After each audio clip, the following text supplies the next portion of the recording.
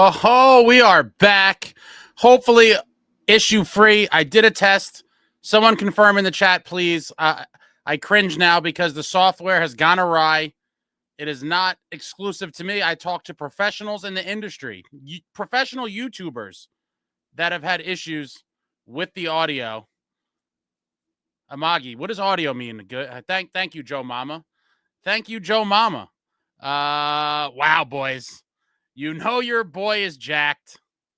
And I have a couple questions. I got a couple questions for tonight. But I'm going to start off with.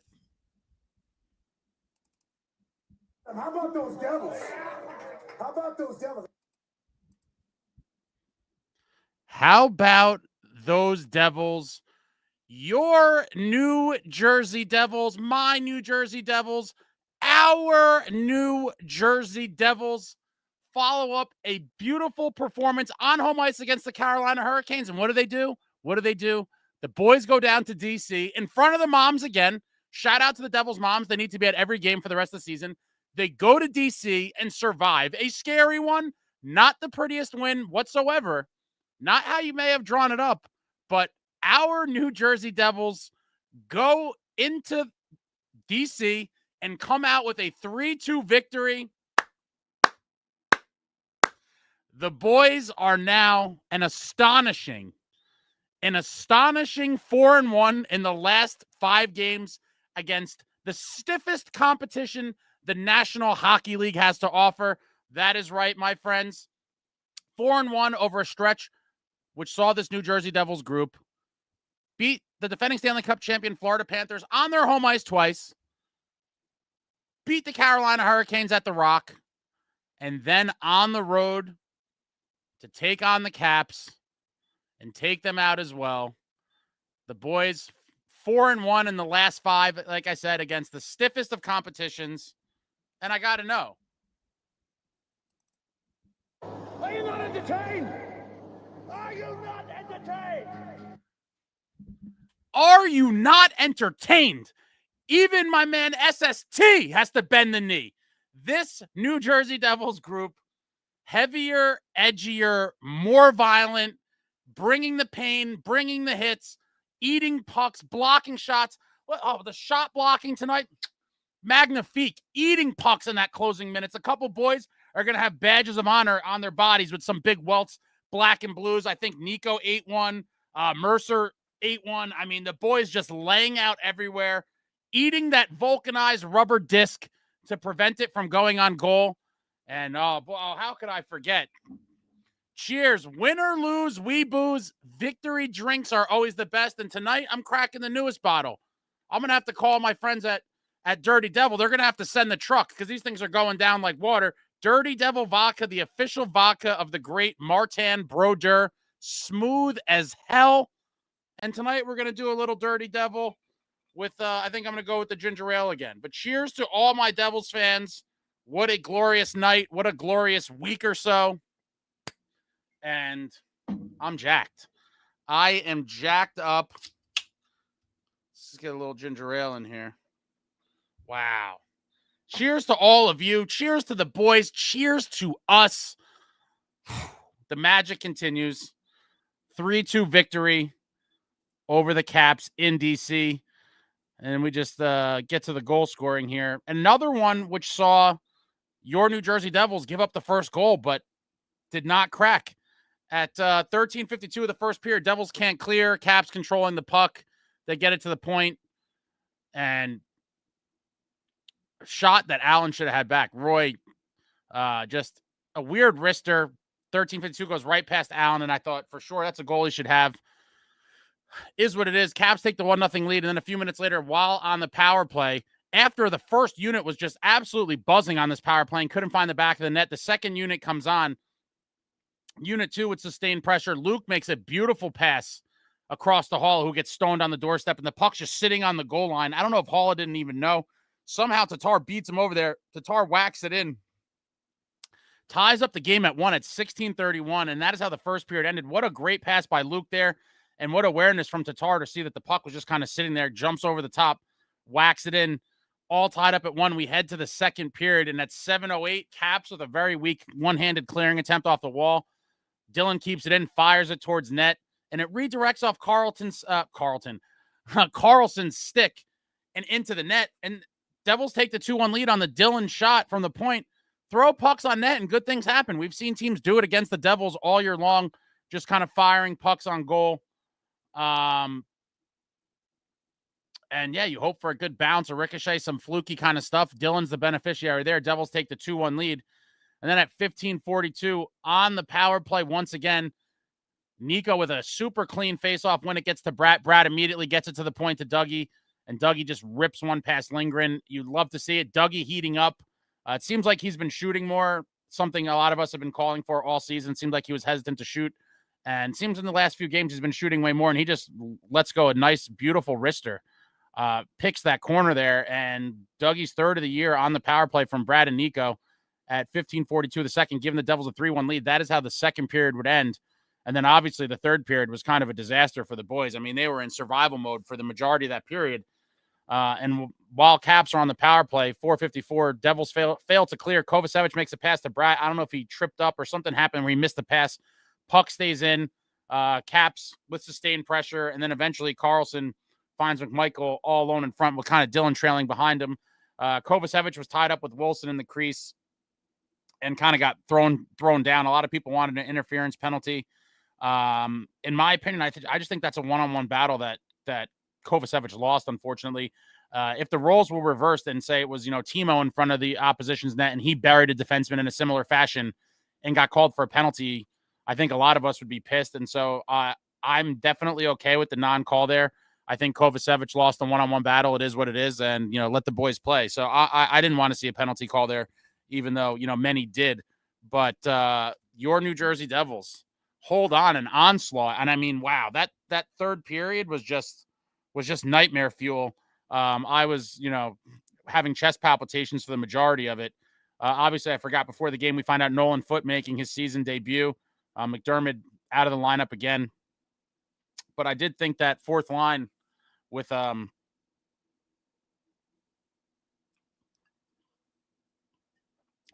Dowling, Tatar, and Cotter, this revamped fourth line for this game was flying all over the ice all night. I mean, I don't think anyone could deny that group looked really good tonight.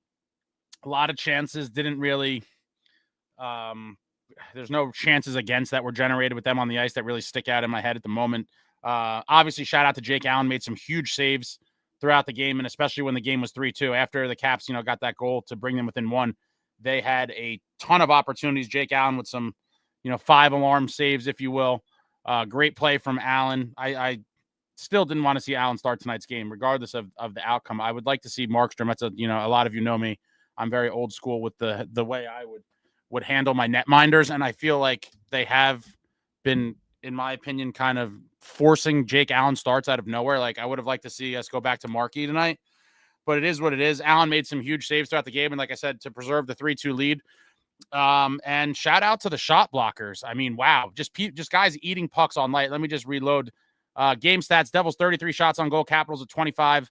Devils owning a little edge in the faceoff department, 54.7% to 45.3%. Devils 2 for 5 on the power play. Caps 1 for 2.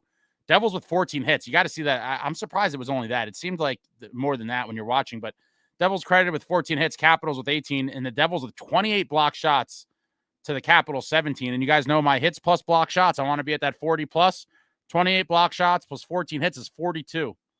And another win. Devils 11 giveaways, Caps 14 giveaways. Devils 5 takeaways, and the Caps with 5 takeaways as well. And your New Jersey Devils survive a very scary third period.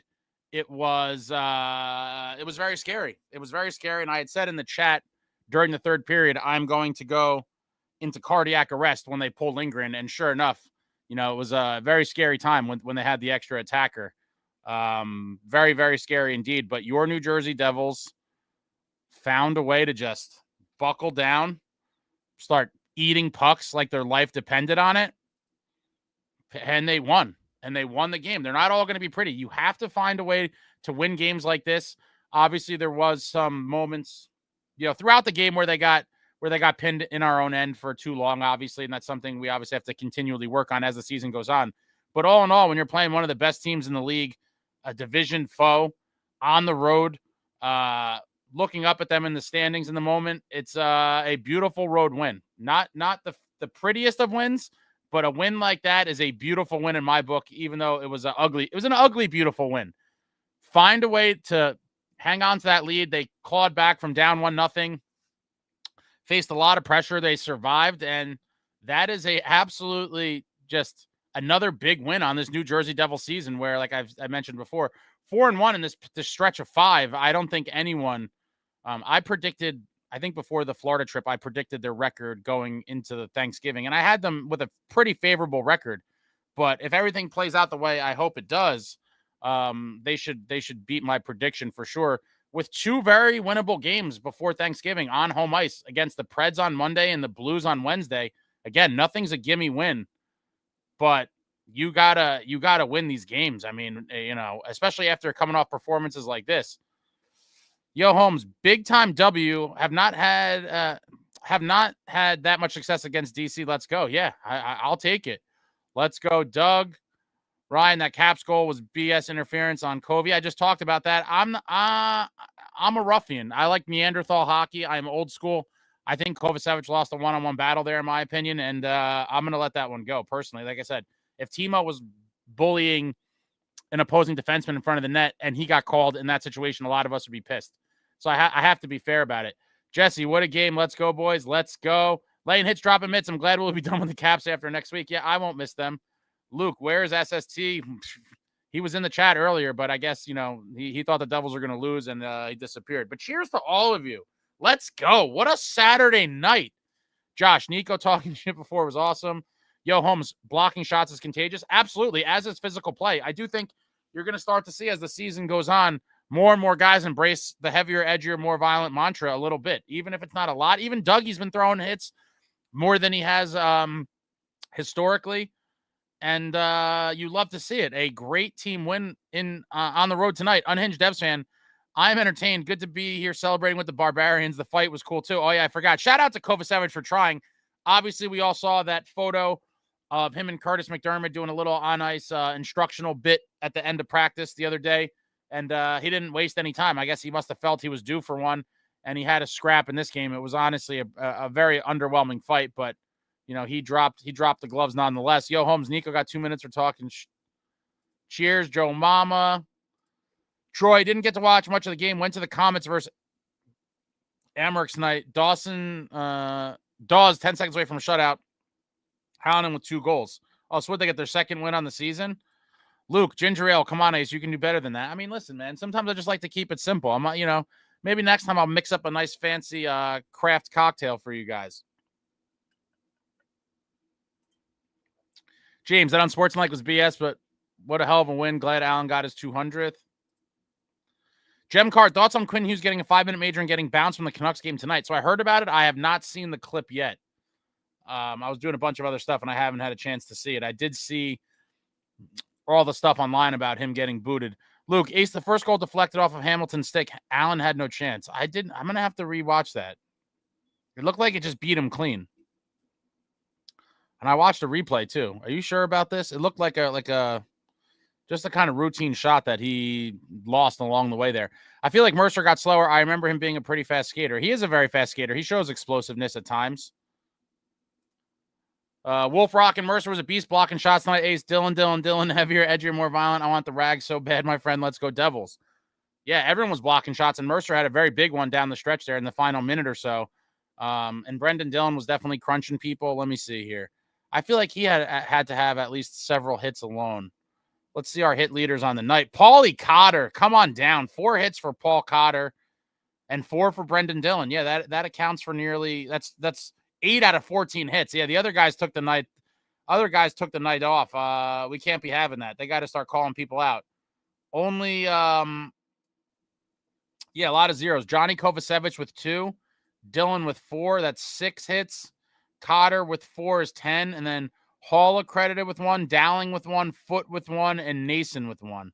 Yeah, that's got to be.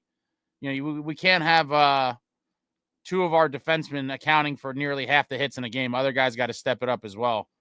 But what a performance by your New Jersey Devils. Four Devil RIP Doomsday Talk. They'll be back. Next loss, the Doomers will be back. Garrett, time to put the Doomers on the milk carton because they are missing. Is Woodson here? Paging Woodson. Yo, Holmes, man, I talked shit about Allen early. Allen has played great all season. Yeah, with the exception of that one debacle of a Lightning game on home ice, Allen has been very solid. Josh, I've been really liking Dowling's play. He also seems to be making smart plays. Yeah, I like Allen.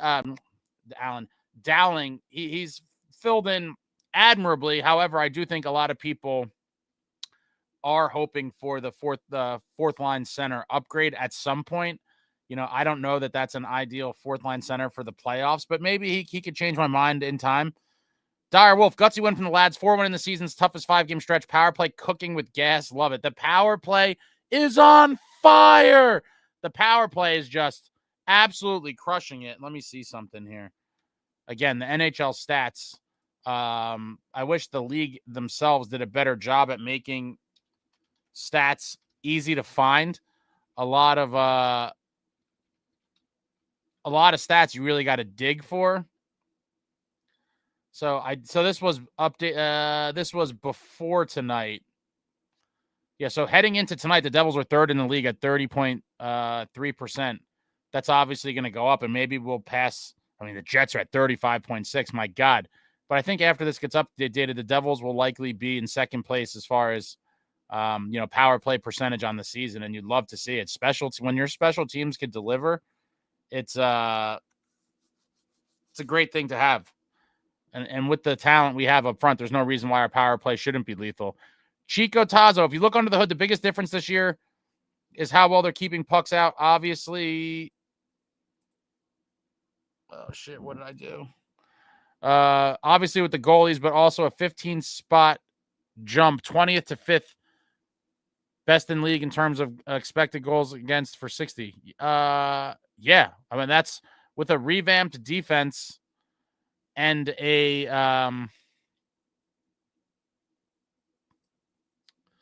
revamped defense and real goaltending.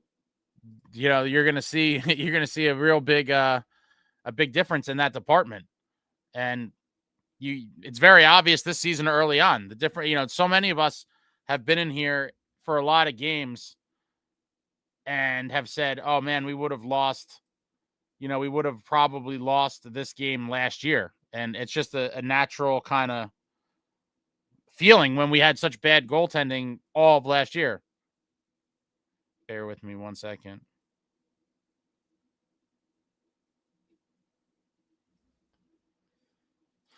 Laying hits, dropping hits. If it wasn't for that one stinker of a game for Allen, he would have the best stats in the league. Yeah, probably. I mean, he gave up, 8 goals. Oh my God. Yeah. If you pulled that out of the stats, they would be, it would really be a whole different ball game.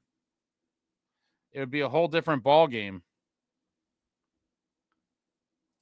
Maria, what's going on? Third period nail biter, but we did it. Yeah, nail biter indeed. I thought I was going to have a cardiac event, especially with the goalie pulled. Definitely a nail biter for sure, but they survived the onslaught. Jersey Roots, like and subscribe, all you dirty animals. Thank you. Please like and subscribe if you haven't. I don't know what more you need. It takes 2 seconds. Hit the thumbs up, please, and thank you. Yo, Holmes, Tatar is heating up in his new role. I'd be remiss if I thank you for reminding me. Shout out to Tomas Tatar. A 2-point night for him. Very big game for Tomas. Love to see it. A lot of us have been down on him, obviously. Not the best start to the season for Tomas, but tonight he definitely played well tonight and was one of the stars of the game. Oh yeah, so Dougie with the game winner. I'm just combing over some other stuff here. Allen with some beauty game savers for sure. And that game was 3-2. Allen made some crazy saves.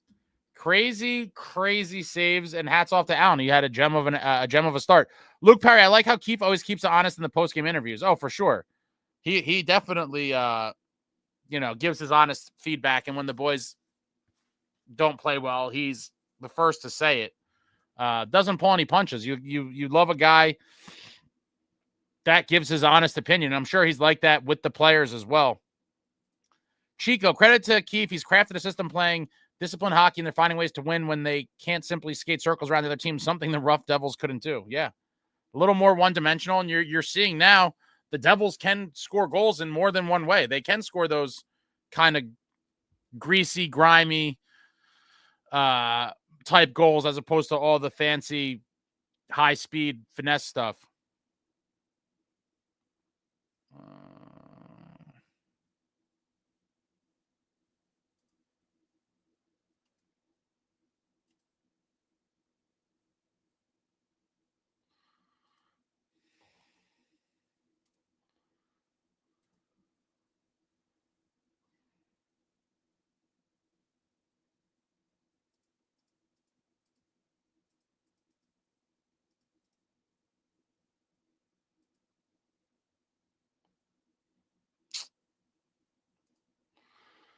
I just lost my spot. I just lost my spot. Yeah, you guys are very chatty after the wins. You guys are very chatty. Jay Snow, they've been way better at defending, but their offense numbers have taken a dip. Listen, all I care about is wins, baby. Just win, and they're finding ways to do it. 4 Devils shot blocking machines, yeah. Eating a lot of pucks, and that's what championship teams do. Robert, I suppose Keefe feels that Allen is hot, but I agree with you about playing the number one guy. Yeah, I mean, I could talk about this forever. Obviously, you can't argue with the result, and Allen has played well. But if Markstrom is really your number one guy, I mean, has he even gotten more than 3 starts in a row? I don't think so. I'd have to go back and look. But I feel like he hasn't gotten more than 3 starts in a row, and I feel like he's a guy that needs to play a lot to kind of find that groove. He'll have 1 good game, 2 good games, and then there's a forced Allen start. Like on back-to-backs, obviously, I'm not going to argue those. And I'm a crazy person. Depending on the scenario, I'm not firmly against playing a goalie on back-to-back nights. I know a lot of people think that's like totally psychotic and maniacal to even think about it. Depending on the situation, I wouldn't rule it out personally myself. But with that being said, when you're talking about, a full day rest in between like every other day situation, I 1,000% would have started Markstrom tonight. And, that's just me. But I at some point, if they're going to rely on him to play all the games in the playoffs, I hope at some point they let him get a nice string of games together, because is he going to be shell-shocked when it comes to the playoffs and he has to play, 6 games in 12 or 13 days and he had never done it for the whole season? I just think it's a disservice to your number one guy, in my opinion. Jay Snow, no, I think they'll find a better mix of offense. Like tonight, they defended too much in the third. Yeah, we were in our own end most of the third. It was just an onslaught by the Caps. Devils in survival mode, and they found a way to win. That's all you need to do. Yo, Holmes, team works hard and has heart. I couldn't agree more. Joe Mama, the power play was the difference tonight. Hopefully it can look like this the rest of the year. Yeah, I mean, I believe after it updates, we're going to be number 2 in the league for the power play. And yeah, there's no reason why it shouldn't be. I thought we'd have a lethal power play, preseason. And it hopefully does continue. With the personnel we have, I mean, there's no reason why it shouldn't be at the top of the league when it's all said and done. And hopefully that continues to click like that in the playoffs. Jay Snow, get that 4th line center. They'll be able to put pucks in the net. Wasted youth comics and action figures. Hilarious how Bryce was holding the laugh in when Mercer's mom was talking. I'm from Cape Breton, and our accent is the same as Newfoundland accent of Mother Mercer. They call them Newfies, right? Wasted youth. They call them Newfies. Yeah, she definitely has a thick one. Robert, Allen is playing well. I cannot be upset with him going once every 3 games as a result of his recent play. Yeah, I mean, it's not so much a knock on Allen as it is, to me, a kind of hindrance on Markstrom. Chico, Doomers always hide after a win like vampires scurrying home as the sun rises. Yeah, they're not here. Sad Jets fan. Oh, boy. Lots to like about this team lately. 4-1 in the toughest stretch of the season. The block shots by Nico and Merce in the final minutes might go unnoticed, but they saved the game. Oh, it doesn't go unnoticed by me, sad Jets fan. 2 of my favorite stats: hits, block shots, the statistics of guys who are dedicated to winning. And those are some stingers that those boys took in that closing minute or so of the game. But hits and block shots, never going to go unnoticed by me, but maybe by many. But yeah, great block shots by both of them late in the game. Brian, I'm so impressed with defense. When was the last time we gave up more than 3 goals? I guess technically that Tampa Bay game not too long ago, but I guess Jesse Ace, you're missing the point that we are mad about the no interference call because that would have 100 been called on us. If the refs are going to make calls be consistent, maybe. But in a vacuum, like I said, I mean, if you're going with that angle, fine. But to me, that's a hockey play. Wilson out-muscled Kovacevic, and life goes on. You got to get better, positioning and better leverage there and not lose. Obviously, easier said than done when you're talking about out-wrestling a grizzly bear like Tom Wilson in the crease. But, to me, that's just a little hockey play there.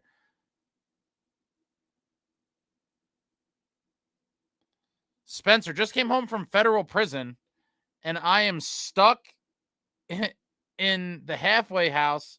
Got divorced, lost all my money, lived in freedom, and haven't had sex in 6 years, but the Devils are killing it. Life is good. Life is good. Devils win. I want Hallinan up here. I want to see Hallinan get a crack as well. I don't know when that will be. I also would like to see my boy Curtis McDermott return for some games. I don't need him to play every game, but I do think his presence around the boys, he should play every few games if possible. And I'm curious, Bauer's got his chance. Foote got his tonight. Curious to see what the coaching staff kind of does for the next couple games at home. Preds and Blues. Yeah, it'll be interesting. Chico, we've seen this team win basically every way you can. Goalie bailing them out, them skating teams into the ground, them bailing a goalie out. All of that is so important. It's what good teams do. Chico, I agree. Some nights they're going to have to bail out bad goaltending, and some nights goaltending is going to have to bail out a lackluster offensive and defensive performance. Tonight, I would say Allen bailed them out in the third period for sure. But you definitely need to be able to win a variety of ways in this league, especially in the playoffs. They're not all, every game kind of takes on its own story, even within a season, a series. And you have to be able to win all kinds of different ways and in all types of situations. And tonight was just another one of those ones where they found a way to win. You'd love to see it. Top 5 tandem in the league. I would say it's probably definitely top 10. I don't know if you're going by like statistically or,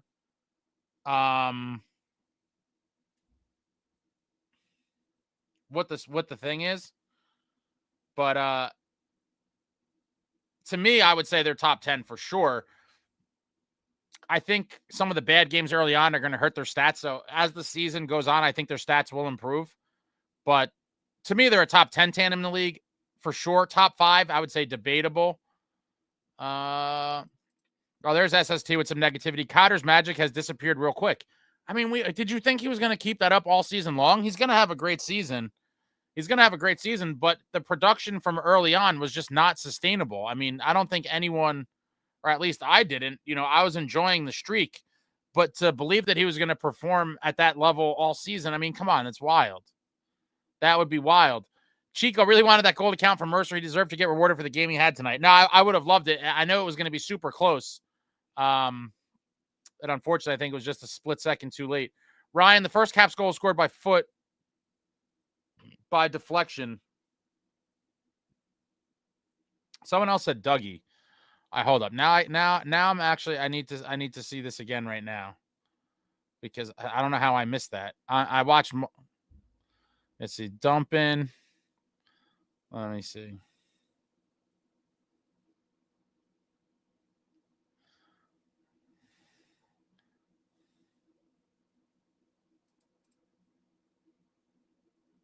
I'm looking for it here.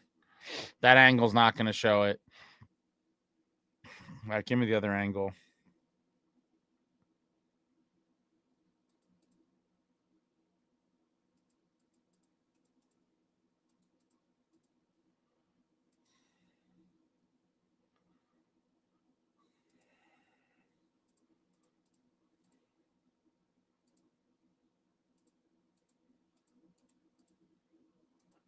I don't know. I'm looking at it again.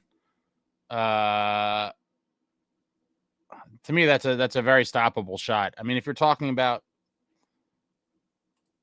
at the top, yeah, I don't know. I'm gonna have to look at it again. But I just watched the replay again. If it was tipped or touched at all, it was right at the point of release. I mean, I don't know. It just seemed like a bad goal. I still think it's a bad goal. Jesse, all the negative Nancys are back in the chat since we didn't have a blowout win. Now, there's not many. There's a few. And but they're not as overly negative as they're not as overly negative as they usually are. So now they're just kind of nitpicking at different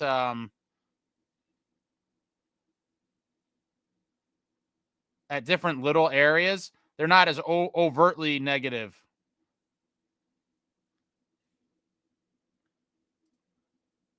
Sad Jets fan. This was, the picture on this is hilarious. This was Tuna's best game of the year. He was buzzing with the whole fourth line. He was. Now, a lot of people are still down on him. But definitely his best outing of the season. And I think something crazy like 5 of his 8 points or something, Sal was saying on the broadcast, of the season were against the Capitals. And it's a shame for him that we're not going to be playing the Capitals, I think maybe one more time before the season's over. Yes, I'm sure about it. The announcer talking about it after the Devils deflection goal. Foot deflected the first goal with his glove. I don't know why I'm missing it. Kiefer has been hard on Cotter, which is great. Keefe expects a lot from Cotter. Yeah, he took another penalty today. And going back to the last game, I think he was kind of benched for a lot of that third period because of the penalty he took late in the second period, which led to that early third period power play goal from the Canes. And there's SST with some more. Meyer sucks. $9 million has gone to waste. Obviously, I will not let such Timo Meyer slander stand unchallenged or whatever you want to call it. The guy's on pace for 50-some-odd points. I believe he will get better as the season goes on, and I believe he finishes with around 60 points, and that's okay in my book. He does little things, agitates the shit out of the other team. He can bring a little more physicality than most of our other forwards can, and I believe he's going to be a beast in the playoffs for your New Jersey Devils, and I'm not remotely concerned about Timo Meyer whatsoever, but, SST, I know for him, you're just looking at straight production, and I get that at the moment it might be a little underwhelming for a guy making nearly $9 million, but to say it's a waste, I think is a gross exaggeration and a stretch. Jeremiah, wow, man, Jake Allen is an absolute beast. Jake and Markstrom just might be unbelievable if we make it to the playoffs. Still a long way to go. A long way to go, but this team is going to be in the playoffs, guys. Let's be real. It would take multiple. I'm not even going to talk about it. We're a playoff team, guys. Let's be real. John Woodson, ace, play Markstrom every game. We are ruining his rhythm equals doomer. Go Allen, baby. How's that being a doomer? I'm not being a doomer. I'm being realistic. I mean, are we going to get to the playoffs and all of a sudden the guy's going to be shocked with that type of load because he's never, at least for this season, would have played a stretch of games like what will happen in the playoffs? I don't think that that's unreasonable whatsoever. Got severely outplayed 5-on-5 in the third, but the power play bailed us out. SST, my boy Allen has been much better than Markstrom, who we gave up first pick for. Robert, Uncle Ace, old man Rob here. Awesome win. Although he looked like our skate sharpening guy was absent. Guys were falling all over the place. Let's effing go. Yeah, I feel like we have had, and someone I think I saw this online somewhere. Someone put out a video of all the Devils falling clips in the month of October, and there was kind of a lot of them. It was a little disturbing. Kevin Kirk, what's up, Ace? Nice to see giving up first goal isn't a death sentence like last year. What's up, Kevin? Yeah, this is now, I don't know how many on the season, but we've won plenty of games where we surrendered the first goal, and in that Hurricanes game as well. Love to see it. Giving up the first goal against good teams and still finding a way to win. Absolute hallmark of a very good team. Myers trying seven shots on goal tonight. Chico, power play 5th best, PK 8th best, special teams and 5v5 defense is carrying them right now. Would like to see more 5-versus-5 scoring, but no team is perfect. I'd rather win 3-1 reliably than inconsistent 6-goal games. The power play that what I looked at had us, we were ranked 3rd going into tonight, which I expect us to, I think we would leapfrog Vegas with the power play goals tonight. John, good run against heavy forechecking teams. This defense is getting comfortable in uncomfortable situations. Yeah. And again, teams have started to kind of employ that against the Devils to try to make it harder on them. Like we've talked about earlier in the season, when teams want to play pond hockey with the Devils, you're not going to win that most nights. The Devils would love to play pond hockey with you because the personnel we have, it suits them very well. And when teams want to get in on that heavy forecheck and do the, try to smash us into submission, they're getting more accustomed to it. And you absolutely need that element as the season goes on. And obviously in the playoffs, every game is going to be a war. Said Jets fan, a little sloppy in their own zone in the third, but they didn't break. I would say very sloppy, honestly, in the third. But kudos to them to not break. Bailed out by Allen on several shots. Let's go Devils 95, 2000, 2003. How about Dougie Ace? Yeah, teach me how to Dougie. A game-winning goal for Dougie. A beautiful snipe on the power play. He has to just keep letting it rip because his shot is dangerous.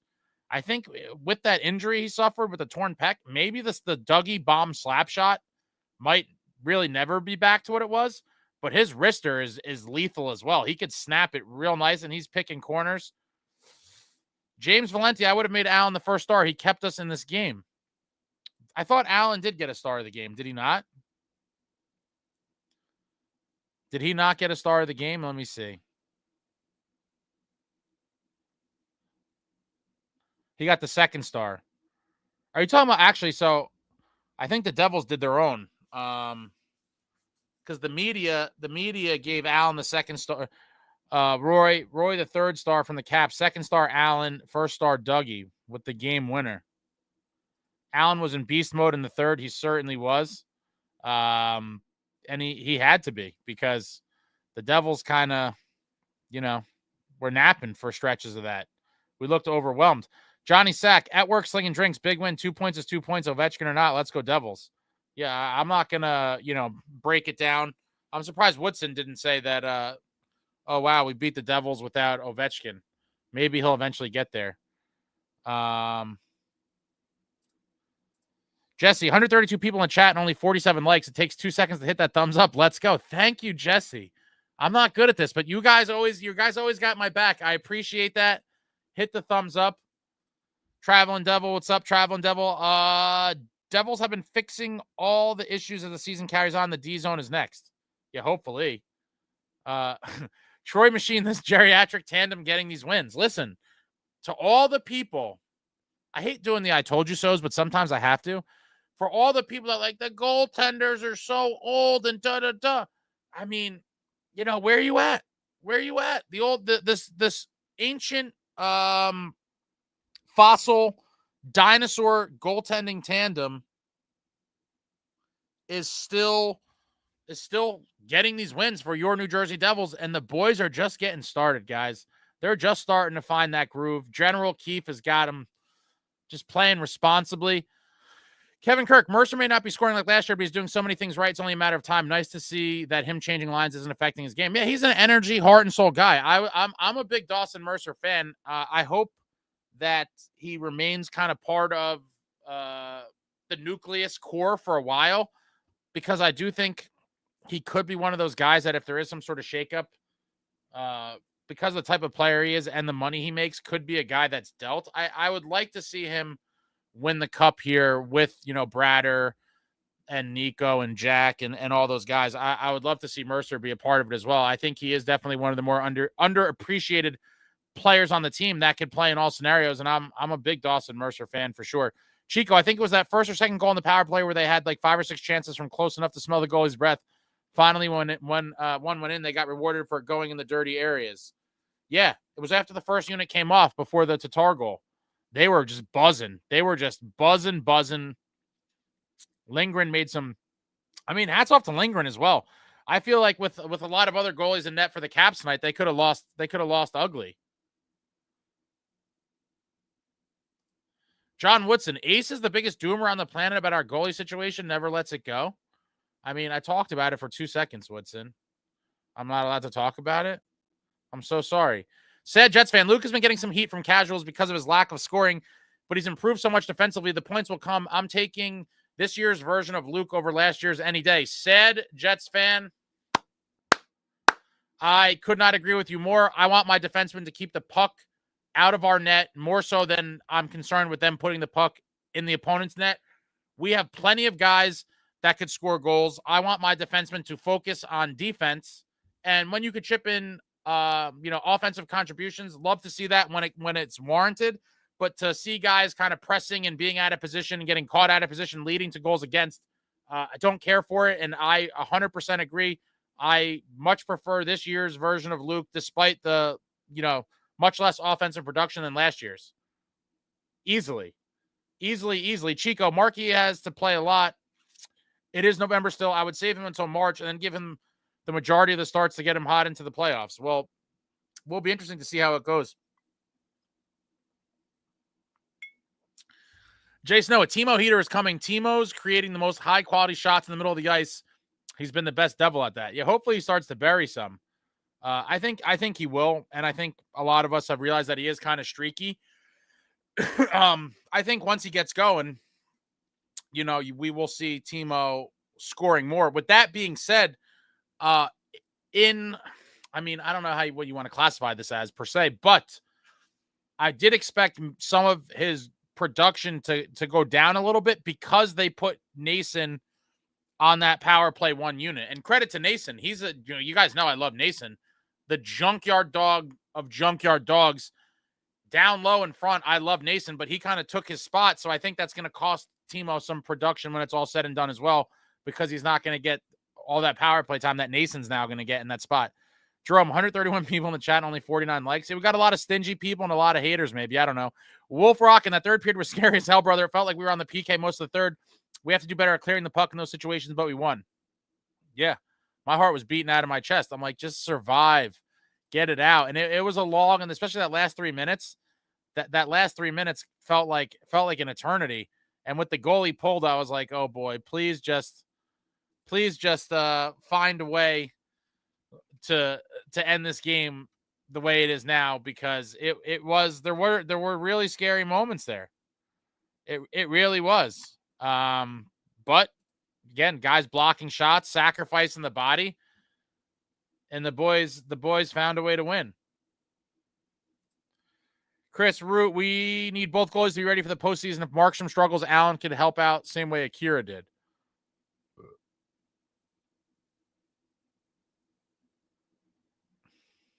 Okay, I mean, that's SST. Woodson, Ace cannot admit his boy Markstrom gets outplayed by Allen. I mean, you guys are like, you guys make it sound like Markstrom's terrible. Markstrom has played really well as of late. I don't know what are we talking about here? Let me see Markstrom's stats as of right now. Let me just take a look. Yeah, 254 and 907 with 9 wins. And I mean, it's pretty damn good stat line, if you ask me. Yep, Newfies. Benjamin, Markstrom will be the guy in the playoffs. They're winning, so whatever they're doing with the goalie seems to be working.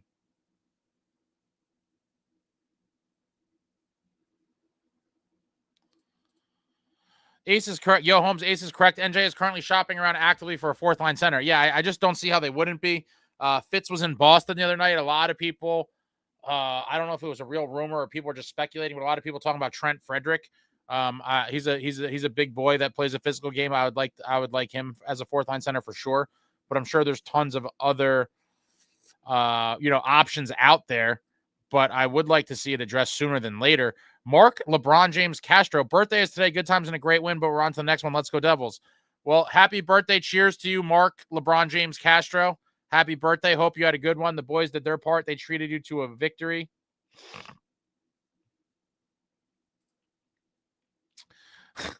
Block shots are great until your already thin top 6 forward group gets a serious injury. I mean, Allen playing more now will keep Markstrom fresh for the second half of the season and a playoff push. I'm sorry, guys. I'm just not a subscriber into all this. Keep them fresh. And, I'm not saying to make them play 75 games, but I think we're just seeing Allen a little too frequently for my personal liking. Now, I understand a lot of you disagree with me here. And when Allen's playing great, I think that's going to sway your guys' opinion a little bit as well. And I love to see the Allen, great starts and the team winning. But I do think that comes at a price of not allowing Markstrom to really get comfortable and get in his groove. And again, a lot of people will disagree with me, but I know a lot of people agree with me as well. Technique. How about that Siegenthaler? What What a tale of two seasons between last year and this year for Jonas Siegenthaler. A lot of us were absolutely killing him last year, and rightfully so. And he claimed he was injured, and I'm starting to believe that the injury definitely played a part. And now playing with Kovacevic, with him being healthy, he had 5 blocks tonight, 5 block shots. Siegenthaler just out there like his job is on the line on the nightly basis. You'd love to see it. Sammy, I've been liking Mercer's play recently. I feel like a lot of what he does doesn't show up in points, so people don't see it as much. I mean, listen, he single-handedly created he had that crazy hustle play in the last game and got the assist on it. But on the forecheck, he got in there immediately, was winning battles on the wall, had the puck, got it to Tatar, got the puck right back and fed Dougie. I mean, he makes very noticeable plays, in my opinion, a lot, and creates a lot of chances. It's only a matter of time before he starts scoring, but it did suck. I forget what game when he got stoned on a breakaway a few games back. John Woodson, Siegs is the most improved player on the ice. It's mind-boggling. Like I just said a second ago, I think it's a combination of actually being healthy and playing with a solid defensive partner in Kovacevic. Maybe next Caps game and definitely the Rangers game coming up, McDermott should play. Well, I mean, I think McDermott is a given for the Rangers, and I would like to see him sooner than that. Jay Snow, Foot's not a great skater. I'd rather Hallinan. I think he plays a heavier game and has a scoring touch. You guys, I've been talking about Hallinan for a while, back from the preseason. I think he definitely should get a look pretty soon.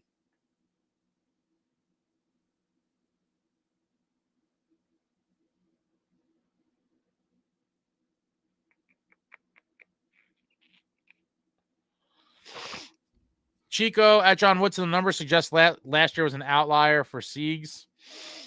Luke, Foot can go back down to AHL. Wasn't impressed tonight. I didn't really notice him much at all tonight. He didn't play a ton, but he had a, let me see, what was his ice time? I think it was around like 9-10 minutes. Yeah, 9:44. 13 shifts, 1 hit, nothing else.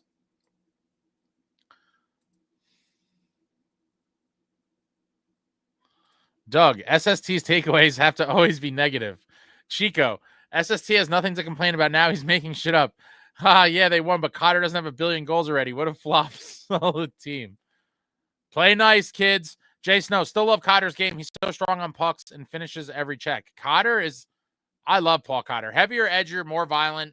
I do feel like no matter what line he plays on, he's going to kind of drive the play for that line and make them somewhat effective. And you saw it tonight. He's down on the 4th line with Dowling, with, no disrespect to Dowling, but he's basically a career AHLer, and Tatar. And you saw what that line did all night. I mean, wow. Tatar's probably like, if I'm stuck on this 4th line, then keep Cotter stuck down here with me, because at least, we could generate some chances here and there. Ron, Cotter cooled down the way that he sure did. They're still doing an amazing job, just not playing at the unsustainable level they were. Yeah, I said that a while back tonight. I mean, at one point, I think Nico was on pace for like 90 goals. Like, it's not going to happen. You can't sustain that level of production over the course of a whole season. But I think you'll see everybody contribute in waves. And that's one of the beautiful things about the offense, the roster as constructed as it is now, that some nights it'll be bottom 6 guys. Some night it'll be top 6 guys. Today we saw, I mean, what a combination, right? Two goals from defensemen, Dougie and Dylan, and our 4th liner, Tatar. I mean, you love to see it. A 4th liner and 2 defensemen score, Devils win 3-2, and you're going to see that on some nights. And then some nights you're going to see Jack and Jesper light it up. And then some nights you're going to see, Mercer, Timo, and maybe another defenseman. Just a lot of different ways to score and a lot of ways to win. Said Jets fan, his costly penalties lately have been annoying, but I thought Cotter did all right overall tonight. 5 hits.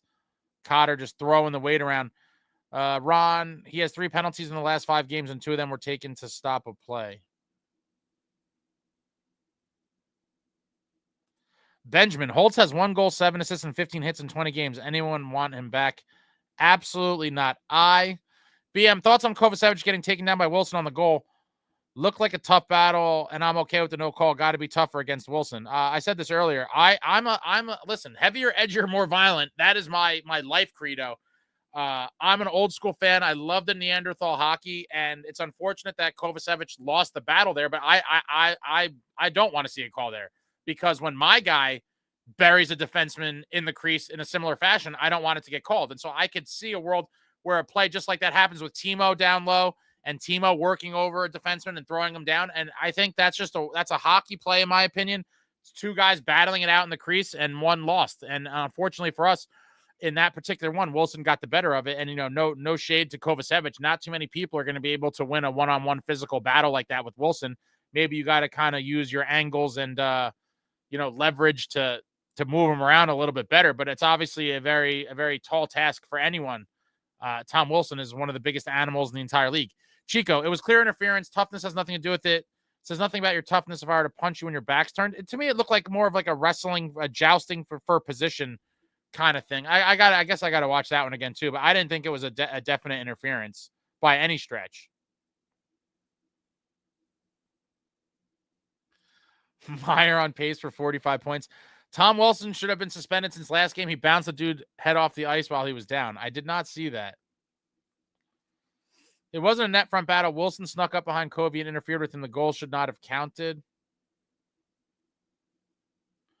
What a power forward. Kane's lost too. Hell yeah, nice. Oh yeah, let's see the out-of-town scoreboard. I haven't looked at it since Rangers down 2-0 against Edmonton. Did someone just say that, or did they say 1-0? Oh, you said I'm behind in the chat. Yeah, so Rangers are down 2-0 now. Florida also lost to Colorado. Ottawa lost. You guys know I'm rooting for Ottawa to lose every game, obviously. I want Ottawa to lose out. Carolina got the loser point and lost 5-4 to Columbus. Islanders win 3-1. Interesting night around the league. SST when Meyer heats up and finishes with 4 goals, but it's not 50, and it took him too long. He should have been 50 in October. Adam, going to the game Monday night, 3-game winning streak incoming. Let's go Devils. Hopefully they can fit. I mean, again, we've seen them struggle with bad teams or quote unquote bad teams at home. But these are 2 very winnable games at home where the boys could be at the Thanksgiving dinner table on a 4-game winning streak, which hasn't happened in a very, very long time. Idiot, he'll never hit 40. I don't know about that. John Woodson, Meyer's been invisible. So has Nico. Mercer's the only player on that line with a heartbeat. 70. Oh, the negativity's coming up in full. 70 points guy once in his career. Luke Perry, they need to learn how to swarm it up, as the board used to say. Yeah, that was like a slogan. I think they actually gave out like little signs for one of the playoff games that said that. I wonder what players would vote as the best arena for ice quality since Seton Hall causes the Devils to slip and slide all over the place at home, it seems. That would be interesting, a player's poll. John Woodson, he agitates then proceeds to get trucked by Trouba. I get it. He does little things, but 8.8 million, yikes. He got most his points at SJS San Jose on the power play. He did. He was definitely a power play producer. And like I just said a couple minutes ago, I do think that he's going to lose some of his potential production because Nason, bumped him off that first power play unit. John Woodson, no shot. You just called Nico invisible. Please, for the love of God, help my guy. You are clinically depressed and hallucinating. Igor is getting lit up. That's quick, not Igor. It's quick. David Chimes, you asked the return of Dougie bombs and got your wish. Yeah, it seems that way. It seems like he's letting them fly a little more often, and good things happen. He has a really nice shot, and these are, I would consider the Dougie bombs, they were more of his clapper. Now he's kind of, maybe it's because of the injury. Now it seems like he's kind of went to the wrist snapshot era of Dougie shots. But either way, he should just keep firing, man. His shot really, he has a nasty, nasty shot. No matter what shot it is, nasty shot, and he's sniping them. He's got to just let him fly from the back end. Just keep shooting, man. You'd love to see it. Steven, we play Washington again in a week. We play them 4 times before we play the Rangers once. It is crazy. I mean, I think that's criminal that the schedule makers, one of the best rivalries in the NHL, and especially at least renewed rivalries, right? In my opinion, it's always been a great rivalry, but there was some years where it obviously wasn't as appetizing or sexy as it was in past seasons. But after last year with the Rempe saga and all that, I thought the line brawl, I mean, the rivalry's at a fever pitch, and you wait until 2 months into the season for the first meeting between the teams. I obviously think that's an epic fail by the schedule makers, and I'm still on the fence of whether I want to risk my freedom, or at least temporary freedom, and go into enemy territory and go into the Garden for that game, but I might have to. Chico, the tandem, I was concerned about their ages, and I turned on them quickly to start the year, but I'm very, very, very happy to say I was 100% wrong about them.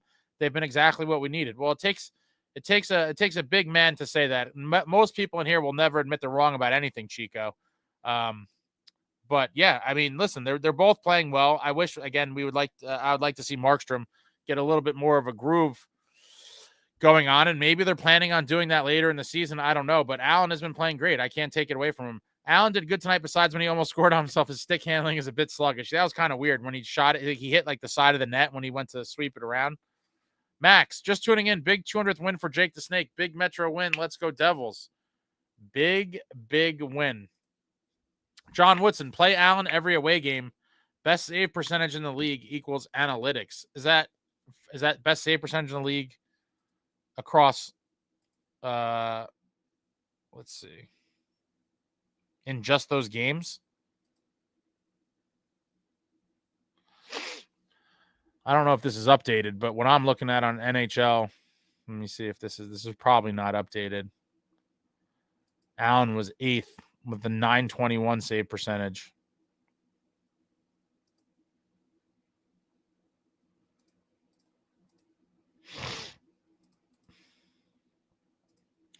Winning fixes everything. You damn right it does. Jeremiah, finding out that McDermott had been helping Kovacevic with some fighting tips is crazy. Love that showing that McDermott cares and is helping out the boys big time. Yeah, I think McDermott is one of those ultimate teammate guys, and the boys love having him around. I'm hoping he gets into the lineup soon. I do miss seeing Curtis out there. John Woodson, Cotter has cooled off, but along the boards, he's a beast. Brodeur has been slippery. Love to see the board work. Yeah, Cotter, I love Cotter. I really do. I think he will make any line that he plays on be fairly decent because of the type of player that he is. Throws the hits, gets in on the wall and fights for pucks. He's just a gem. Love Cotter. Absolutely love Cotter. Now he's another guy. Playoff Paulie. I am looking forward to playoff Paulie so much. Max, last year's team folds and loses this game in regulation easily. Could not agree more. Zach W. Doomers be dooming. Ryder, are we being taken serious yet? I'd have to say after the stretch of 5 games, anyone who wasn't taking us seriously is completely insane. I don't see how you couldn't take us seriously. Beating the Panthers twice in their building, and then beating the Hurricanes at home, and now beating the Caps back on the road. I mean, there's really not much you could say to discredit that, no matter what. Blue City Empire Sports. Who do you hate more, the Flyers or the Rangers? For me, as a Devils fan, I hate the Rangers more. I definitely hate the Rangers more. I hate the Flyers as well. But I grew up in northern New Jersey, surrounded by Ranger fans. I still have a ton of Ranger friends in my life to this day. And there'll never be a team whose fans and team I hate more than the New York Rangers. Jason, we have one of the best decors in hockey. We definitely do.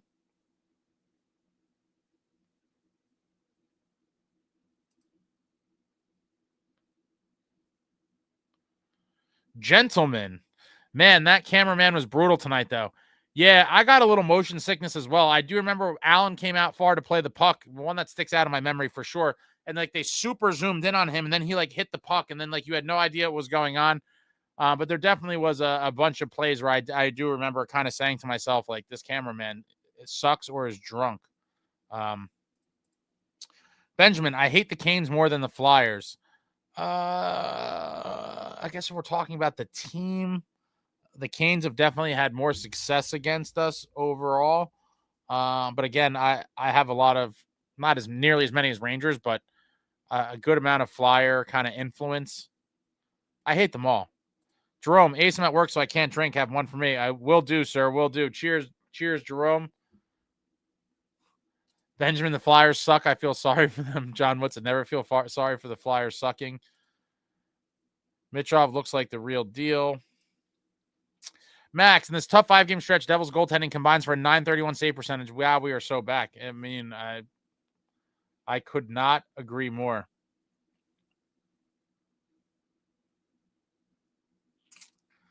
Sammy, if McDermott doesn't play against the Rags, I'm finding Keefe's address. I'm pretty sure that's a guarantee. I don't see any way he does not play in that game. Whitebread 69. Jake Allen stats minus the Tampa game. 947 goal, 947 save percentage, 144. Yeah, it's pretty crazy. If you take that game out. Jay Snow, Brodeur got moved to the wing because he hasn't been able to drive play as a center. It just shows you how hard it is for a guy like Jack who carries the puck all over the ice.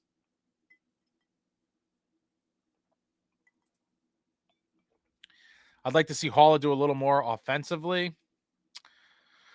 James, some players just score in bunches. I know when I played roller hockey, I'd go 10 games without a goal, but then score 5 games in a row.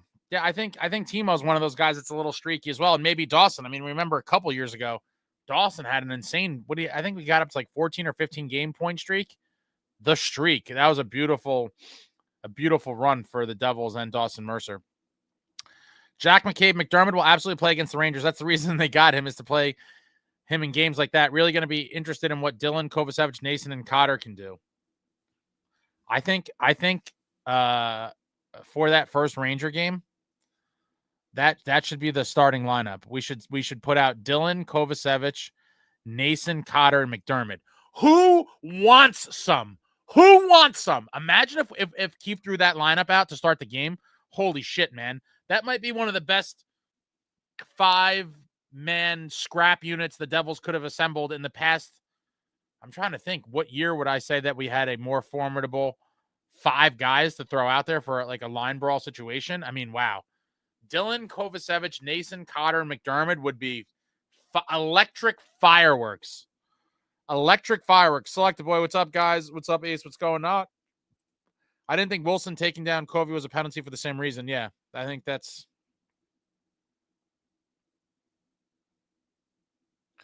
I agree. No call needed on the second Caps goal.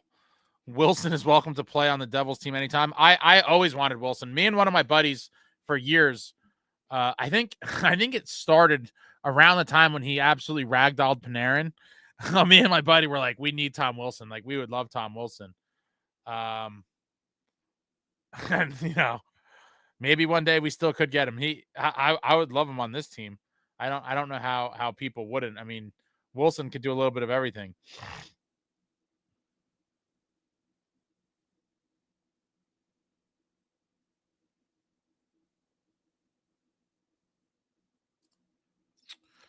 Select the boy. Hopefully the Devils win more than 3 games this time. I'm hoping they win the next 2, and we have our first 4-game winning streak in a very, very, very long time.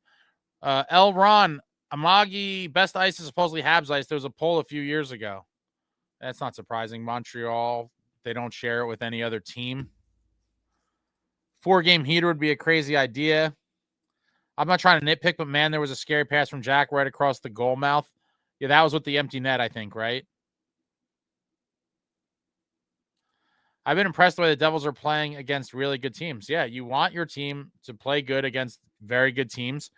But on the flip side, you also want them to speed bag, quote-unquote, bad teams. And we're going to see them host on the Prudential Center ice both the Predators and the Blues in the next few days. And I would love to see 2 wins. Jay Snow, I'd like to see Nason with Jack and Bratt. You got Timo as a power forward on the top line. A lot of people in this chat have said that in the past, and I'm down to try anything. And so I do think that could be an interesting combination. Nason with those 2 could definitely be interesting. I definitely would like to at least see it for a game. Max, Meyer doesn't need to be a 40-goal guy. We have the talent. We have Timo was like the only star on the Sharks at the end of the... You got cut off there. John Whitson. Who would you rather be your captain and only can pick one, Nico or Brady? Enough said, bully hockey wins.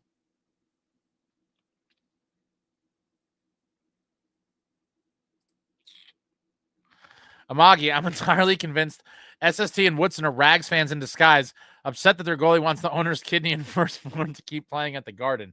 I haven't heard anything on that. What is it confirmed what he wants, or what was the latest thing he turned down? Has he turned down $11.5 million, or it was $11 million? I want to see it because Timo is a heavy net front guy. The second line could use it with Nason. I'm thinking of going to MSG on that Monday. It's so easy to get to.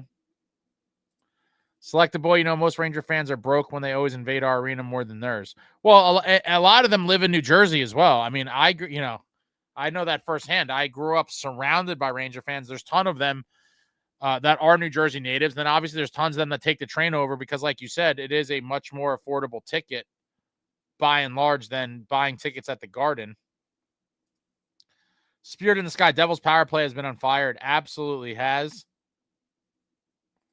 John Woodson, Allen's Way percentage is like 970. Spirit in the Sky, road percentage 966. Select the boys. McDermott injured or was he scratched? He was scratched. They're giving some other guys a look on the fourth line. Against the Canes, we saw Bowers get a chance. And tonight we saw Nolan Foote. Jay Snow, I like this team. They seem to play for each other and don't let teams take advantage of them this year. Yeah, no one's taking advantage of nothing. If you come at the Devils, there will be an answer. There absolutely will be an answer. Jay Snow, Cotter was on a cup winner, but said he loves being a Devil because he's part of building something special here. I could only hope. It certainly seems that way. And this season, hopefully, is the dawning of a new era where we could turn the page on underperforming teams and, start to be that perennial contender for the next several seasons. Sammy, I go to high school in the Morristown area, and Rags fans are everywhere. It's rough. Yeah, you feel the pain. And Sammy, there's probably way more Devils fans now, at least percentage-wise, in your area than there was when I was a kid 20 plus years ago. It was even more skewed towards the Rangers, and now younger fans are growing up Devils fans, and so it's starting to balance out a little bit more than it has, back in the day. But back in the day, it was rough. Overwhelmingly Ranger fans. Did you like Dawson Mercer's mother's accent? She's a newfie. Having watched Marty play the puck like a stud every time I watch a goalie try to play the puck, it just looks like trash. It is funny. I always yell at the TV. I'm like, what do you think? You're Marty? Like all these guys, it is just so crazy how good Marty truly was at playing the puck. I mean, we know how good it was. It was so good that they made a trapezoid to negate his skill. Based longshoreman, this really uplifted my spirit because I was at that last home game against the Caps, and that one sucked the soul out of my chest after losing in OT. Anyway, salute, cheers. Cheers to you, based longshoreman. Yeah, hopefully the next time you go to the Rock, the boys give you a win. True Patriot, what's going on? Wasn't pretty, but we will take it. What is with the Caps that makes them so difficult for us? I think for the most part is that they're a heavier, edgier, more violent team, and we're just now learning how to play in those types of battles. But they play a heavy game. They have some good skill players, and they could be physical. Physical. Select the boy. Let's hope they keep this going into December. I'm hoping they keep this going into June. Max, by the way, Utica 2-game winning streak.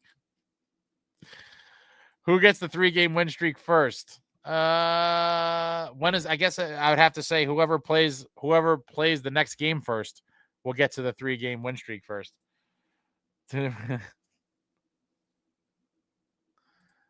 Ever see the movie Back to the Future? The actor that played Biff is Tom Wilson. I always call Tom Wilson on the Caps Biff. Great movie for the younger folk who may never have seen it, but a pretty all-time classic. Stratosphere. Rangers third is like their best line.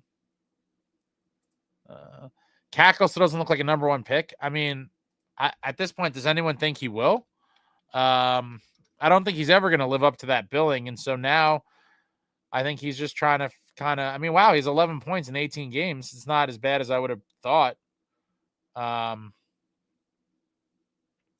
Yeah, I mean, listen, he had 19 points in 61 games last year.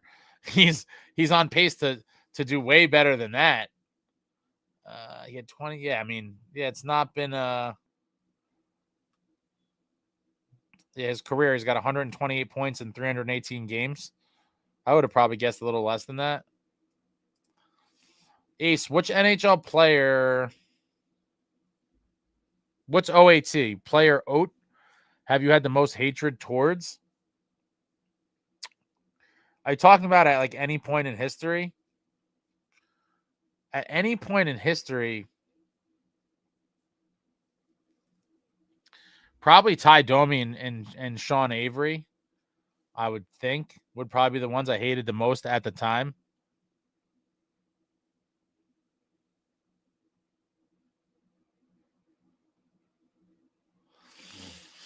True Patriot, they're playing really well, did not play their best tonight and found a way to win. That's what elite teams do when they don't have their best. Yeah, absolutely. They're not all going to be pretty, and sometimes you have to win ugly.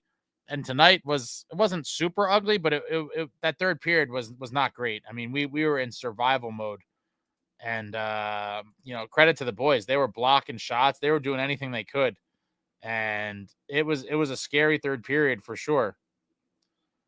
Oh yeah, someone mentioned this. I think that the Preds did beat the Jets tonight. Wow. Yeah, because that's the next comment. Sammy, thoughts on Nashville being almost dead last in the league? Kind of surprising, to be honest. They were a playoff team last year, and then they go out and get Stammer and Marchessault. I would have never in a million years predicted them to be as bad as they are. Pretty wild. Can't take Nashville lightly. You can't take anyone lightly. They won tonight and they have too many good players. No, absolutely. Any team is capable of beating any other team on any night, and hopefully the boys don't look past them or St. Louis, and they go into both of those games like they did, for tonight's game and the game against the Canes, and is that you gotta play your best on a nightly basis, or at least close to it, and hopefully we don't, have those lulls like we did tonight. I mean, because there were stretches where the Devils were just pinned in their own end and they just looked like kind of shitty, to be honest. And then that third period was just a wild, wild onslaught. Chris Root, Devils play well against good teams. And they don't play as well against worse teams. It's science. They play down at their level because they're a worse team. It shouldn't be that way, but that is why. I'm hoping we don't see that. Igor turned down the $11,088 million contract. Don't understand what he's going to end up. He's realistically too expensive for the Rags' future, but who else is going to support? I think eventually they pay him probably closer to $12 million. He's milking them for every cent. It's crazy. It is crazy, crazy. Shesterkin wants more money than Panarin. Just give him 12. The cap's going up. I think that's ultimately what's going to happen. I want Shesterkin to take 15 so he strangles or cap. I don't see any way they remotely pay him 15. I mean, I just can't see it. I don't even think his agent could ask for that with a straight face. Val, Devils won 2 games. Next one is 100% loss. Come on, man. I'm trying to win these next 2. True Patriot, I've now raised my 2 kids to be Devs fans. It takes generations to build a fan base. I was 10 at my first game, and now my children are fans. Yeah, exactly. They obviously are a much newer team. The Rangers were around for eternity. And so, all of those pre-existing Ranger fan families, the next generations are going to be Rangers and Rangers fans as well. So it's going to take some first generation hockey fans or people, from New Jersey that started kind of the Devils fandom in their family, then to have kids and the way it goes on. And so, yeah, we're now a few generations or maybe, at least 3 or 4 generations in terms of timeline of the Devils being in existence. And you are starting to see it now, young kids in the stands and, teenagers that were young kids growing up as Devils fans and young 20s that started coming when they're kids. But the Devils fan base is definitely building over time for sure. Marty was literally a D-man out there. It was insane. It truly was. It truly was. If Rag sign Igor, they can perhaps still afford a burger and fries with the cap come trade deadline.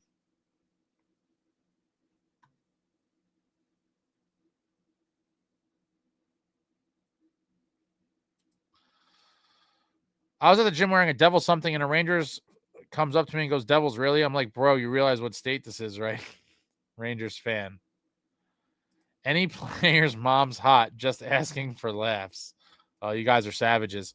I can't stand Kreider. I don't think he has an assist. He just stands net front. Kreider is a pigeon. He just looks for tips in front of the net. I mean, he had a monster playoff last year. That I remember for sure.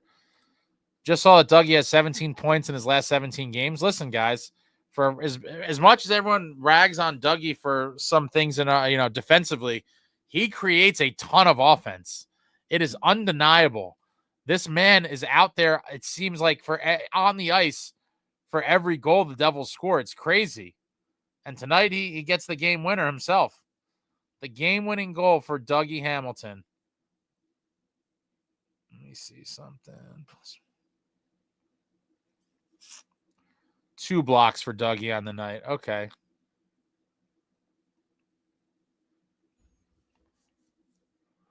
3-0 Oilers. Nice.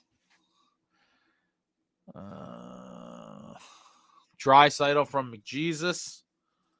Delancey Burwell. Go Devils. Let's go Devils. Glad we won. Was at a concert in Philly, so was score watching. What concert were you at, Insane Pollock? I'm curious what concert you were at. Rangers fans are cocky. Absolutely.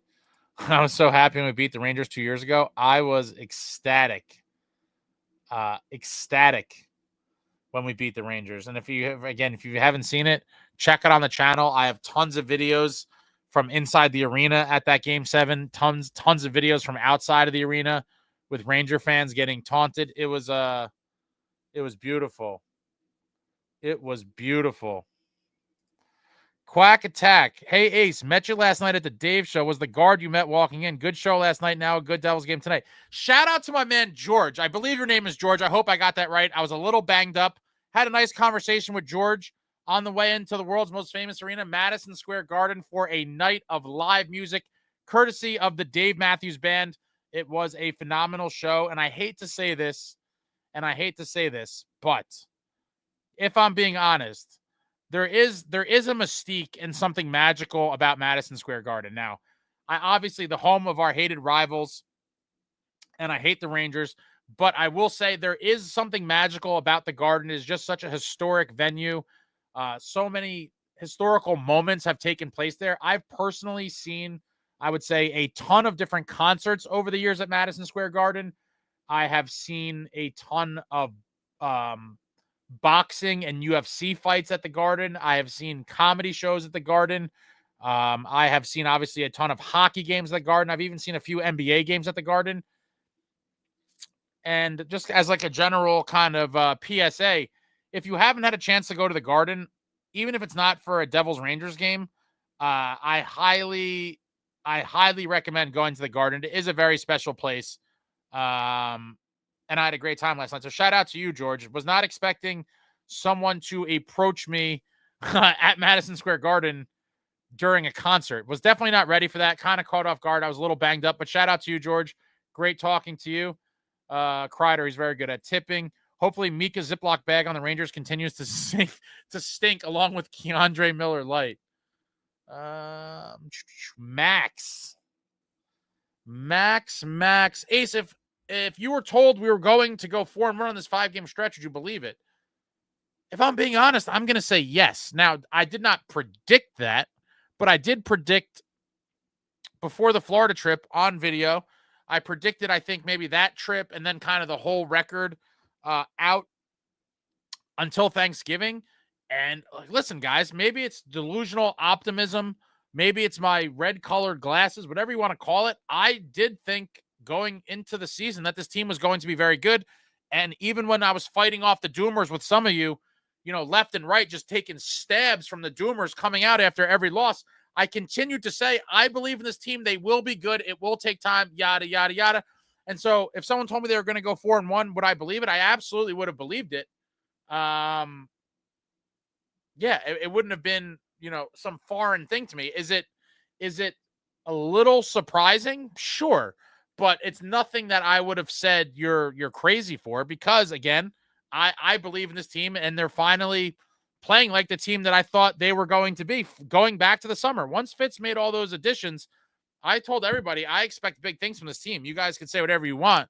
But with these additions, I really like this team. And I consistently said, mainly because, in my opinion, it is a much better on paper version of the 22-23 team that set franchise record in points and won a playoff round against the Rangers.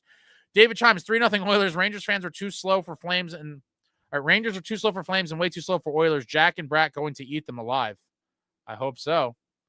I really hope so. GSI, Devils need to renovate the barn low-key. Renovate Prudential Center? It is crazy that Prudential Center is going to be almost 20 years old soon, which is not super old, but in terms of the latest and greatest and what I call venue wars, where everyone, everyone's got to build the biggest thing and the best thing, and it's got this amenity and that amenity, and all these new buildings have all these things that other places don't have. Prudential Center opened October of 2007. So you're talking about, over 17 years old now. McJesus is ridiculous, but McKinnon's not far behind him. McKinnon is a beast. McKinnon is an absolute beast. DN 1891. Let's appreciate General Keefe's hand on the team. I love the General. I've sung his praises for a long time now. And I'm a big fan of the General. I really think he is finally keeping the boys, or getting this group accountable and getting them to play the right way. Heavier, edgier, more violent. Let's go. Defensively responsible. Sammy, I'm going to 2 concerts at MSG this year and planning on wearing my Devils jersey to at least one. Pray I don't get jumped. I think you'll be fine. 4-0 Oilers? Is this really happening? 4-1. Now I'm seeing 4-1. 4-1. Breaks my heart to see it. MSG is 150-foot trash can. Jason, no ace is magical for b-ball, not hockey. It's just the building itself, honestly. It really is just a great venue. Prudential Center is built miles better for hockey, but MSG is beautiful and absolutely alluring. Everywhere and anywhere is super nice to experience. Prudential is much more bare bones, but views A+. Max, are you a big Dave guy? Me too. Yeah, I'm a pretty big Dave guy. I mean, in the grand scheme of Dave people, like there's people that are like, fire dancer tattoo on the buttocks and fire dancer on the car, and they name their dog Dave and all these things. I am nowhere near that extreme. I try to get to 2 to 3 shows per summer. I have traveled. I have done little summer trips for a few days to different locations to see Dave. I saw them in California, a couple shows in California one summer and a couple shows in Florida one summer. But I consider myself a pretty big Dave person. But, in terms of these people that have been to like 700 shows and, I'm not one of those. Alex, I've seen DMB at MSG with my parents. It was great. I've seen them mostly at PNC Arts a few times and even Izod once back in the day. I saw them at Izod as well. PNC is my closest outdoor amphitheater, so PNC is like my home venue. I love PNC. Great venue, a lot of great times over the past 20 or so years for me going to PNC, and I was glad that Dave added that to the schedule because he didn't really start playing there until a few years ago. It was just Camden, which I don't always go to. A little bit of a hike, a lot of things with that area, but that's where I started. That was like my local venue at first to see Dave, but definitely prefer PNC over any of those. James Valenti, my dad took me to my first Devils game when I was 6 in 1993. I'll never have kids of my own, but I took my niece to her first game last season, and she can't wait to go again in February. Well, cheers to that, James. I'll never have kids of my own either. I brought my nephews to a few games with my brother's kids, trying to get them to a couple this year. It's not always the easiest coordinating with all these little kid events. Little kids have their own freaking event calendar now with packed with parties and this and football and basketball and all these sporting events, baseball and training and all these shits. But I'm trying to get them both to a game pretty soon. They've been asking about it. And so I just kind of start needling my my brother to get it done. Richard, no, I'm looking a little far, but have you looked at Christmas week? All I want is W's. Well, let's take a look. I haven't really looked that far out in a while, but let's take a little gander, shall we? Christmas week, let's see what we got here. Oh, guys, Brendan Dillon, you heard it first. If you didn't see my video, the Brendan Dillon appreciation video, I highly recommend checking that out. I talked to Brendan Dillon for a few minutes while I was signing some photos.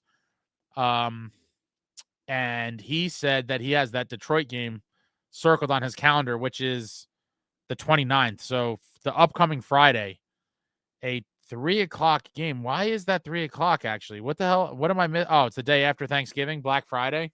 I guess they just assume everybody's off. Okay. That's an interesting one.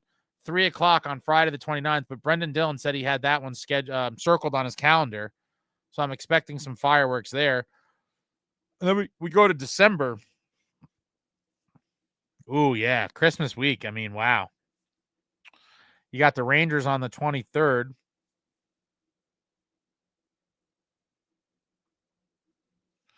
And then a home and home with the Canes on back-to-back nights.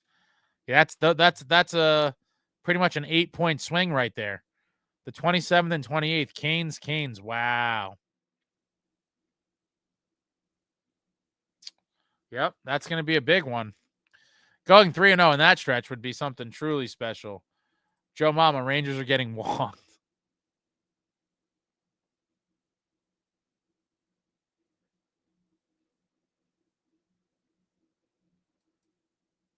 The place rocks for a Knicks game when the Rangers games are full of corporate douches. I think I haven't been to a Knicks game in forever. I made it a point to go to a Knicks Lakers game during the Kobe era. And I think Kobe dropped the game I was at. I want to say Kobe dropped 50 something points. It was pretty sick to see Kobe. I've seen Kobe live several times, including when him and Shaq three-peated at Continental Airlines Arena against the Nets. They three-peated on the Nets floor, and I was at that game. It was sad to see as a Nets fan, but I always loved Kobe and Shaq. And so to kind of see that historic moment take place was pretty cool. For someone, I wasn't a huge basketball fan, but I was a pretty decent Nets fan when they played at Continental. And then once they left for Brooklyn, I just kind of lost all interest. Chris, Ace, where do you usually sit at the games? Would like to say hello, or do you arrange subscriber meetups before the games? I'll be at Nashville game.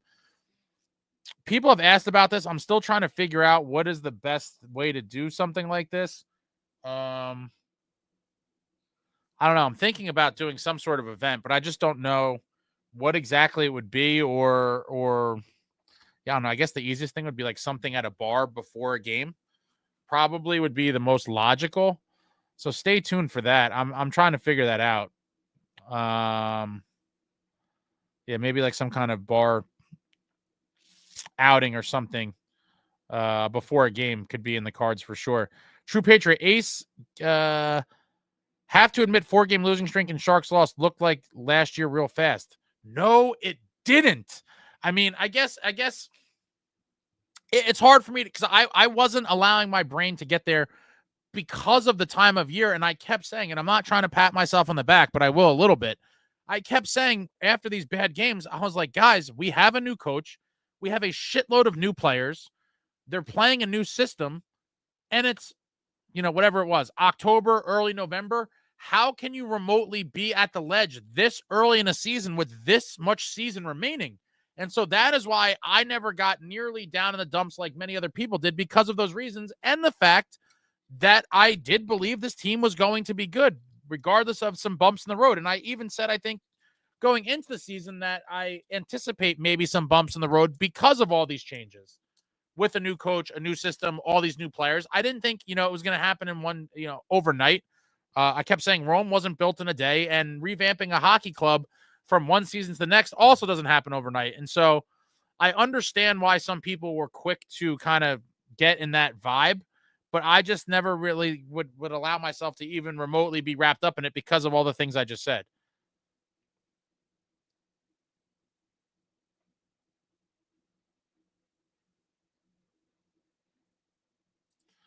Sean Avery been killing Miller? Been killing Miller on what? Deslin, love hockey. Jack Hughes too. James, I'm sorry. A Rangers fan in New Jersey is like, oh, come on. Yes. 4-1 Oilers. Keefe is the man. Insane Pollock. I was one of the ones that said to everyone, get off the ledge. The sky was not falling. Yeah, there were some of you guys in here fighting the Doomers with me. Shout out to all of you that did. There was definitely a ton of them. Skinner sucks. He's a giant weakness for them.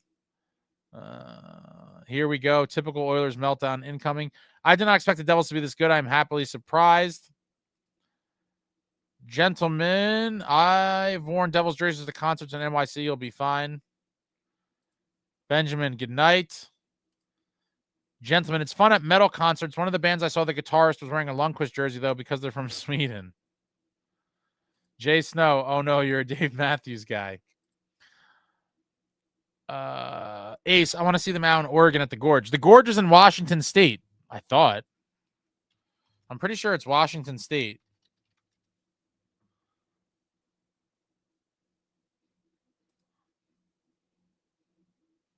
Yeah, Washington State. You're close. It does look magical for a concert. It's on my bucket list. It's a very annoying place to get to travel. I think you have to fly somewhere kind of a few hours away. I forget all the steps. It's on my bucket list for sure. I will eventually make it to the Gorge. I say it every year, but I don't know when it's going to happen eventually. Gentlemen, in between songs, he said any Rangers fans or Let's Go Rangers or something and got booed by a lot of Devils and Islanders fans, I guess, too. Jay Snow, you never know, Ace. You might plant some seeds one night unknowingly. What is that in reference to? I'm not that far behind. I don't know what that's about, Jay Snow.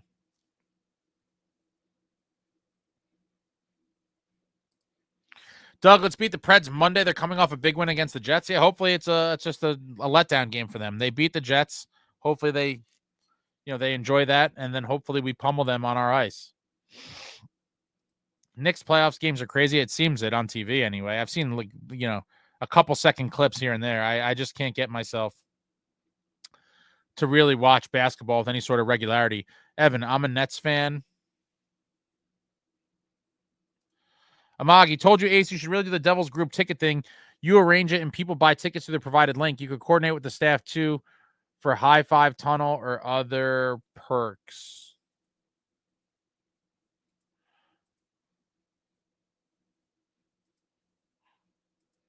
All right, so here we go. Hold on.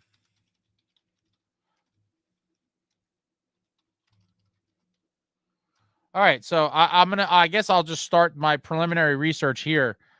I just threw my email address out in the chat, running with the njdevils@gmail.com.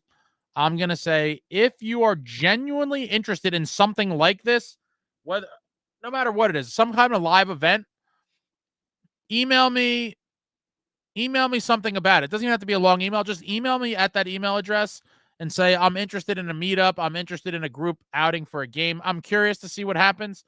I've kind of had this kind of in the back of my head. I haven't made it a priority. I'm definitely down for any and all of these things if it makes sense and people want to do it. So, if you're generally interested in either some sort of bar meetup or a group outing for a game, definitely email me at the email address I dropped in the thing, and I will take all of those things into consideration. I've been thinking about different things that people might like, but it's hard to tell what, I don't know. It's hard to tell what types of things people really want and what they don't. So shoot me an email of some kind, and I will continue to kind of let this marinate in my head as I try to figure out what things to pursue. I feel bad for Crosby. He's still such a great player. It is crazy how good Sid has been for so long. And if his career ends with him just rotting on a garbage Penguins team, it'd be really sad for hockey fans and in general. Like I like to see Sid in the playoffs. I don't want to see Sidney Crosby's career just kind of come to this kind of shitty end where he's playing on bad Penguins teams that don't make the playoffs. I mean, that's not fun. Avery's been killing K'Andre Miller on his defensive game, making videos trashing him. Where does he put these out? Is it just like on social media? He was doing that podcast with Kevin Connolly, a.k.a. E from Entourage, for a while, and I watched a couple of them, and I thought it was pretty good, but I think they kind of moved away from that, right? I don't think they're doing that anymore, so maybe he's just like trolling on IG like Avery does. James, where do you usually hang out before games of the Rock? I usually, if I'm being honest, I usually don't hang out at games before the Rock. I usually, show up and go right in for the most part. There's been a few outliers of that, but I don't routinely spend time kind of in the area before going into the Rock. Jason, I think the Devils can find a better balance on the offensive side. We know they can be a high-flying team. Oh, you said you'll never have kids. Yeah, no, definitely not. Definitely not, bro. Definitely not. No chance. Poochie, you think Luke Hughes, I think it's supposed to be Luke Hughes. You said like Hughes. Luke Hughes will become as good as Quinn, if not better. Listen, I'm not trying to knock Luke Hughes, but his brother is a phenomenal defenseman. And so if I'm being honest, do I think he's going to be as good as Quinn? No. It's hard for me to say that. I think he's going to be a very good defenseman. But in my opinion, Quinn Hughes and Cale Makar are on a different level than all the other guys, in the league. And so it's hard for me to think, for any young player for that matter, to say, do I think this guy will be as good as a a pretty much, I don't know if I would call Quinn, is Quinn Hughes a generational defenseman? He could be. But yeah, it's just someone who's a perennial all-star, will be amongst one of the favored guys to win the Norris Trophy for the next decade or so. It's hard to say anyone's going to be that good. And so I don't think it's a fair thing to kind of put that on another guy. Listen, I hope he is better than Quinn. But if I had to bet money on it, I would say that he won't be, just because Quinn is that good, and the odds of any particular guy being that good is not good odds. Jerome, I grew up in the Bronx. I'm so glad I grew up a Devils fan. You grew up in the Bronx, huh?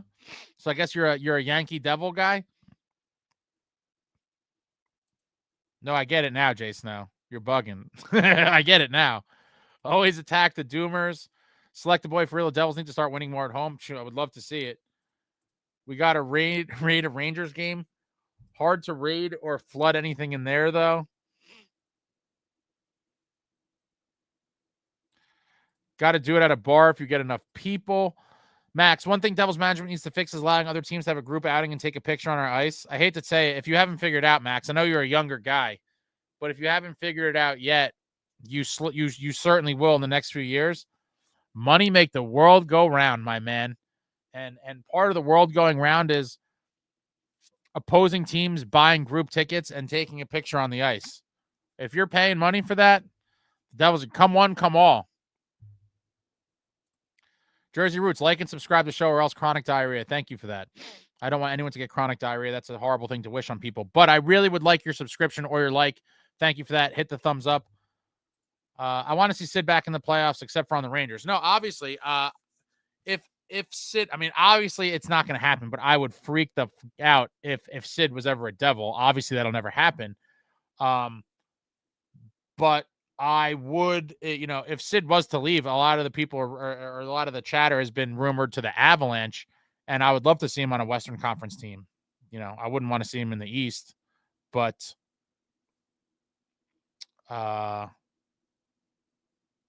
Sid on the Avs wouldn't bother me.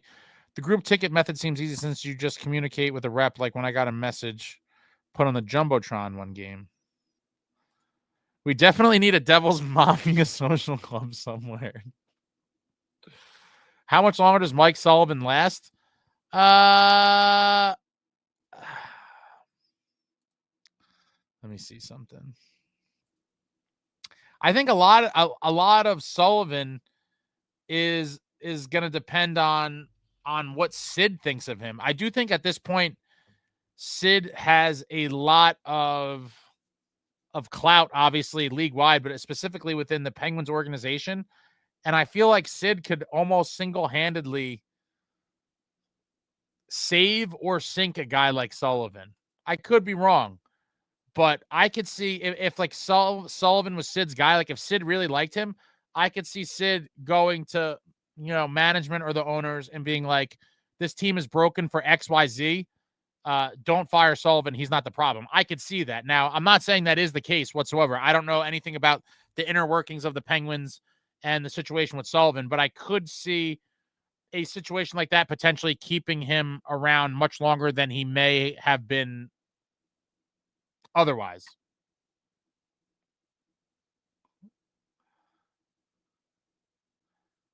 Elron, having kids sounds so lame. I like doing what I want. Avery's difficult to work with. Conley got rid of him. Is that true? I would really like to know more about this for sure. Jason, no, Luke has elite edge work and speed. I think he can improve his shot. Luke has a really high ceiling. Max, I figured out money talks. Laugh my ass off. It's just such a bad look. I mean, the reality is most teams probably offer something like this. Where you could pay to play, baby. Pay to play. And part of play is taking a picture on the other team's ice or as a visiting fan, taking a picture on the ice. Selected boy, MSG is expensive and James Dolan is vindictive, insecure, jerk off.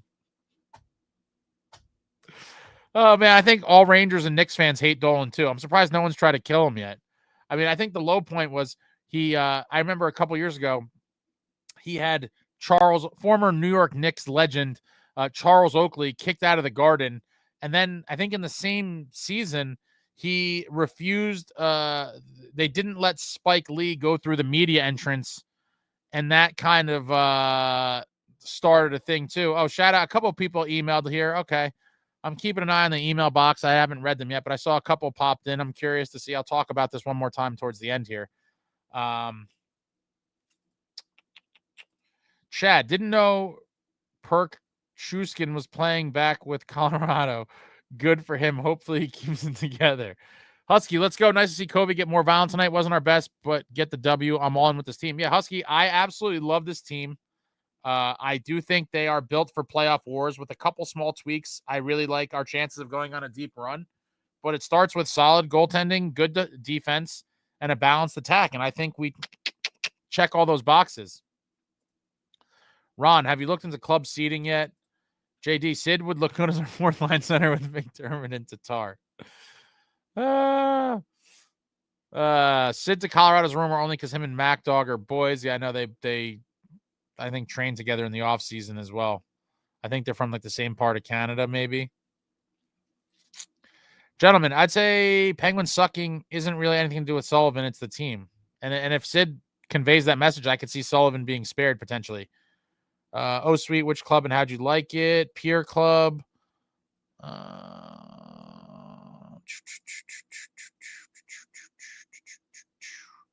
It's true.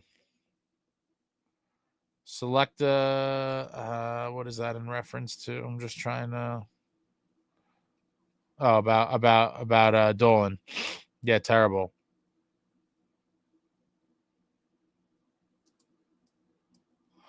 Depends on you have good prospects. They need to see off pieces.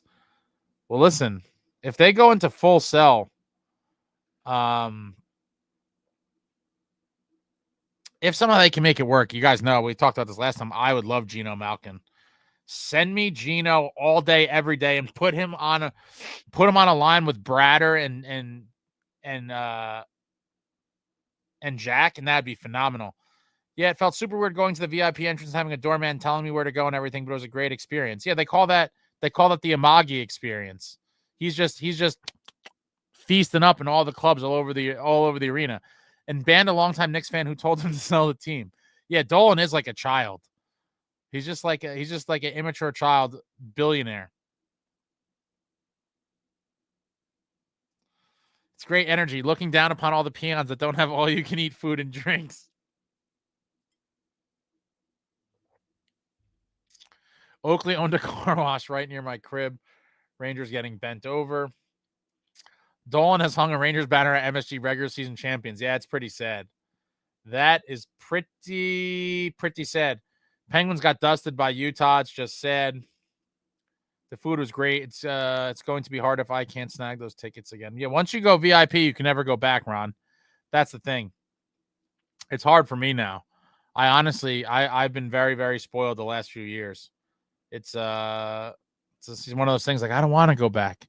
You know, I woke up in a cold sweat the other night, and you know, I hate to admit this, but I had a nightmare, and the nightmare was that I was just sitting in normal lower level seats, and I woke up sweating, and I was like, I had to like reach for my water bottle near my bed, and I was like, oh my God. I was like, oh, thank God that's not real life. That was just a nightmare. I had a night terror that I was in regular seats. It's really bad. Joe Mama, Pens need their existing old core to bridge their rebuild. I think that's one of the things that teams struggle with is, you know, is like, do they go fully gut it, or do they do like, yeah, like you're alluding to here with, you know, you keep them to kind of be part of the process for the rebuild, you know. But if you're Sid, like, does Sid really want to do that? Does Malkin really want to do that? I understand these guys might want to, you know, finish their career playing with only one team, but at some point,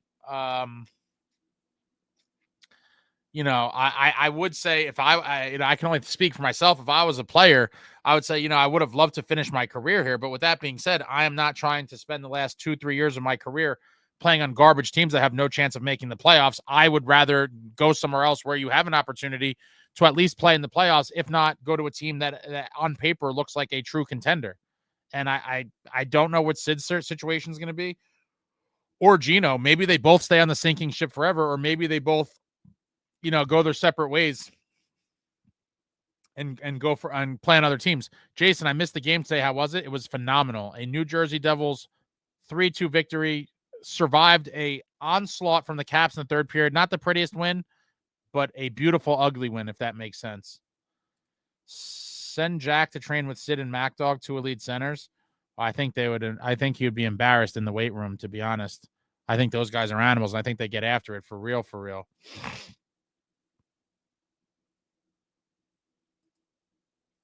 Normal seat nightmare in the bleeds. No, at this point, it's so bad that I was actually in the lower level, decent lower level seats, but they weren't any sort of club or suites, and I was sweating profusely.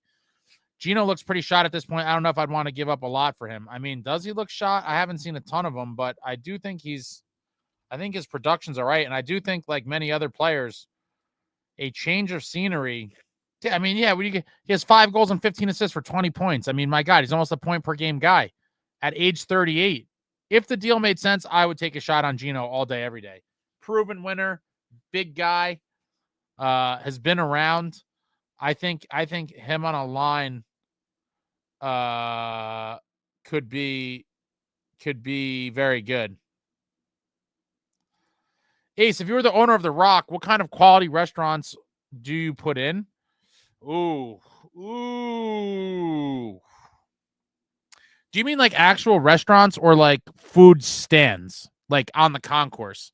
Because there's really not many true restaurants in there. So I'd be curious for clarification on that.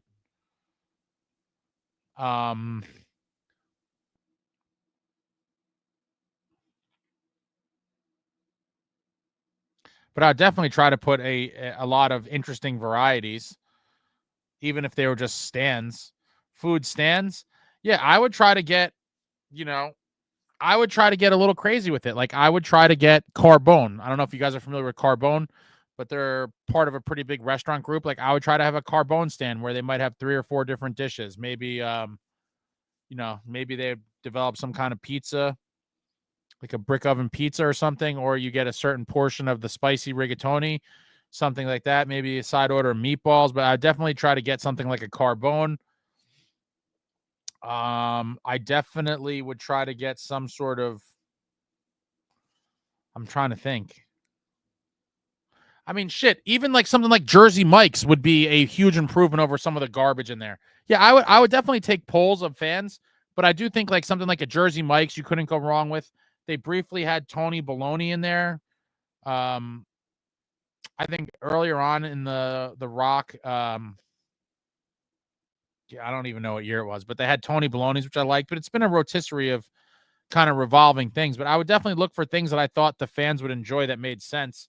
And even if you could get a chain like, I don't know how this all works with contracts and shit, but like if there was a Buffalo Wild Wing stand where there was like 6 to 8 different types of boneless wings or, whatever else, I think just, people don't need crazy stuff, but they need to know it's not going to be garbage and it needs to be somewhat reasonably priced. I don't know. To be honest, The Rock just needs to keep collaborating with the food trucks. I got that new one that's there throughout November and it was delicious mac and cheese with brisket all over. Yeah, I like that idea. I haven't been able to check any of those out yet, but I've heard is that the East Side or East Bay or whatever? Is that what that is? Jersey Roots VIP is phenomenal at The Rock. I get so fat. You're telling me, man. You are telling me. Joe Mama, I doubt Sid wants a trade. The Rock needs to get the same chicken supplier Whole Foods uses for their chicken fingers. They are banging. Jay Snow, wow, Ace, you don't sit with the common fan at the Devils games. You're supposed to be the man of the people. I mean, I'm sitting in the crowd. I am a man of the people. With that being said, I've become spoiled over the past few years, and I do enjoy the VIP amenities. And because I'm a fat ass, there's nothing better to me than all you can eat food of different kinds. And so after you get used to that, it's very hard to go back because I would spend, $40-$50 on like, a couple food items and a drink, where in the suites, you can just gorge yourself. And if something's bad, like, oh, it's a bad batch of fries, throw them out and wait for the next one. Jason, no, you don't know what you're missing out on. He sold us. I didn't sell my soul to anything, Amagi. RJW Barnabas. John, gotta find a way to keep Kovacevic next year. I hope so. I talked about this the last live.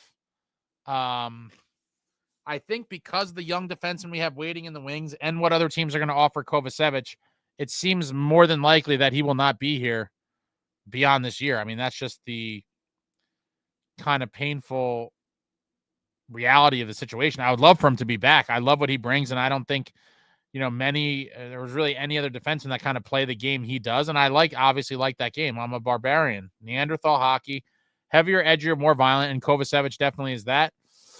I just think being a right-handed shot in the year I imagine he's going to finish with this season, that teams are going to be lining up to just throw stacks at him.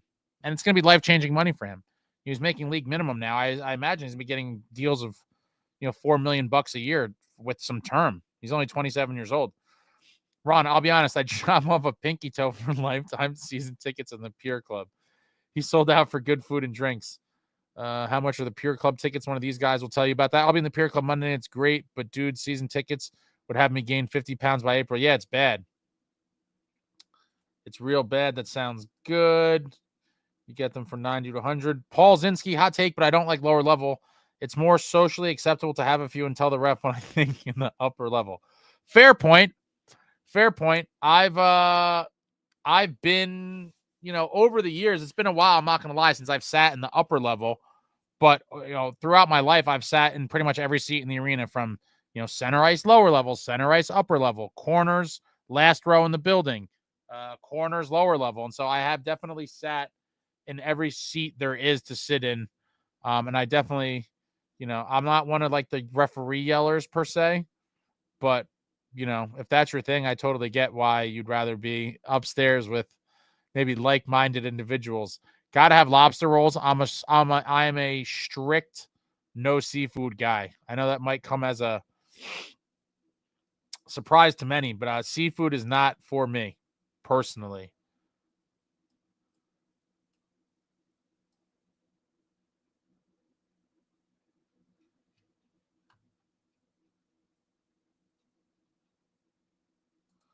Quack Attack, I work at the Garden and a huge Devils fan. Oh yeah, George. What up, George? You're still here? These all turn into a marathon eventually with the same usual suspects, and then we start talking about crazy nonsense. This is still somewhat on topic. Talking about arena food. The tickets fall off the back of a truck. The Hades food truck?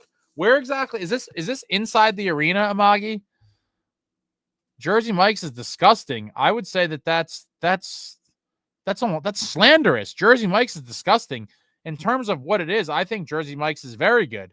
It's not like a real deli, but to me, that's in the category of like the Subway, Blimpie, whatever some of these other chains are. And to me, Jersey Mike's would be the best of that group. Chick-fil-A would be fire. The Garden does have better food than Prudential by far. Some Indian grub would be good also. That's definitely not for me, but I could see a lot of people liking that. Ron, they're most likely being sold from people who get them from work, whatever, and don't want to use them.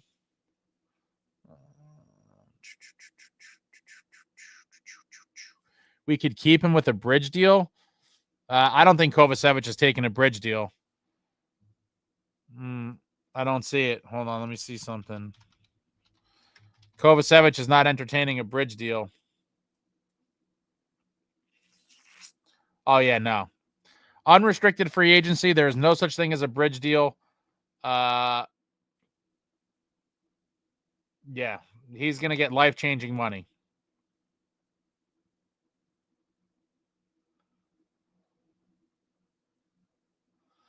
Yeah, so let's see, 1.85. So it's at 2.6.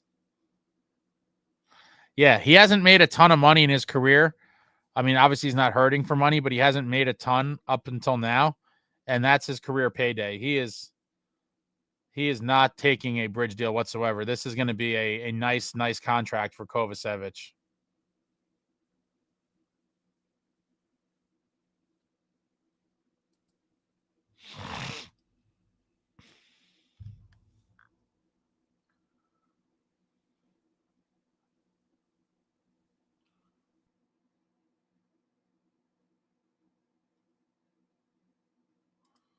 The Rock should probably serve soup every winter. Bullshit, hates you seafood. That's true. That is true. I see food and eat it. Absolutely do.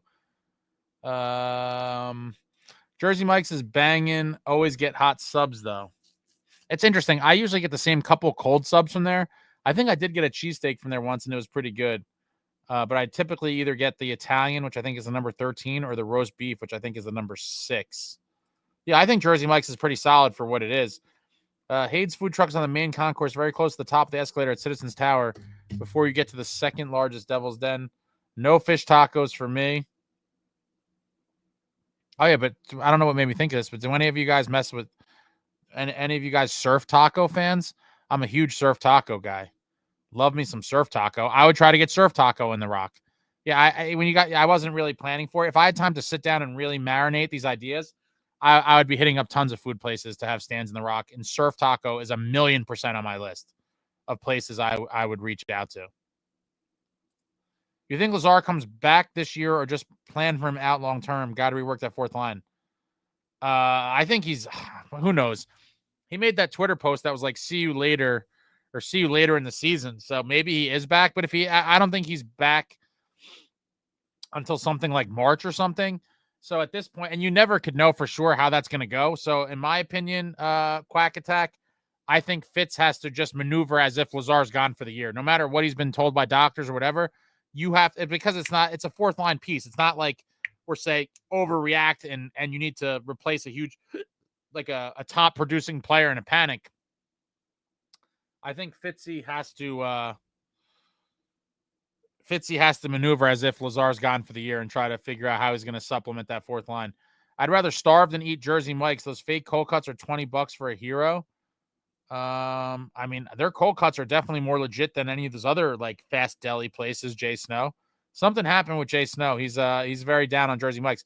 Most bonkers deal I still grab for Restaurant Ledge was 65. Still can't believe this for sale. Whoever owned them must have. I think Lazar's done. He blew his knee out completely.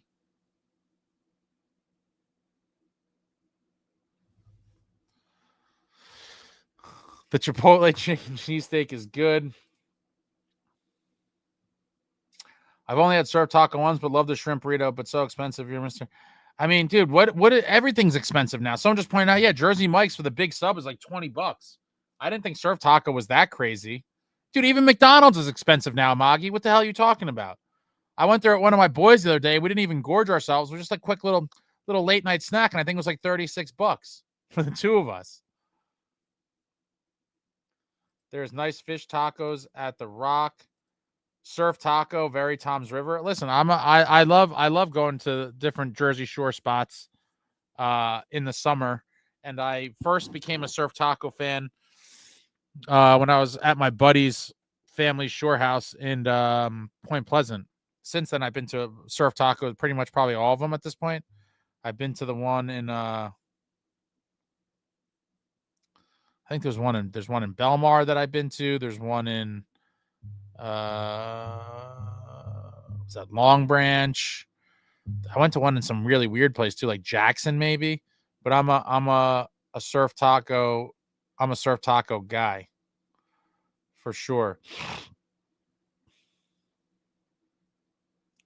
Fitz knows if Lazar's done or not. I could see it maybe being the type of injury where the doctors say, he might be ready for March and he might not. But either way, it's definitely long term, and so Fitz has to get somebody. He's got to get somebody.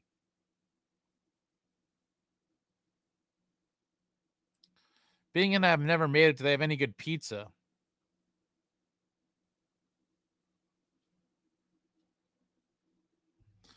I haven't ventured out on the concourse in a minute, so someone else is going to have to help you with that one. I'm a cheap bastard. I use the app coupons every time I'm at McDonald's. Chipotle, oh boy. Amagi is right. Surf taco prices have always been absurd. Maybe I'm just desensitized to pricings of things now, and I'm just used to getting ripped off everywhere. I feel like everywhere I go, I say this is a ripoff, but like, what are you going to do? Now I have to look at the menu. Let me just take a look here. I normally get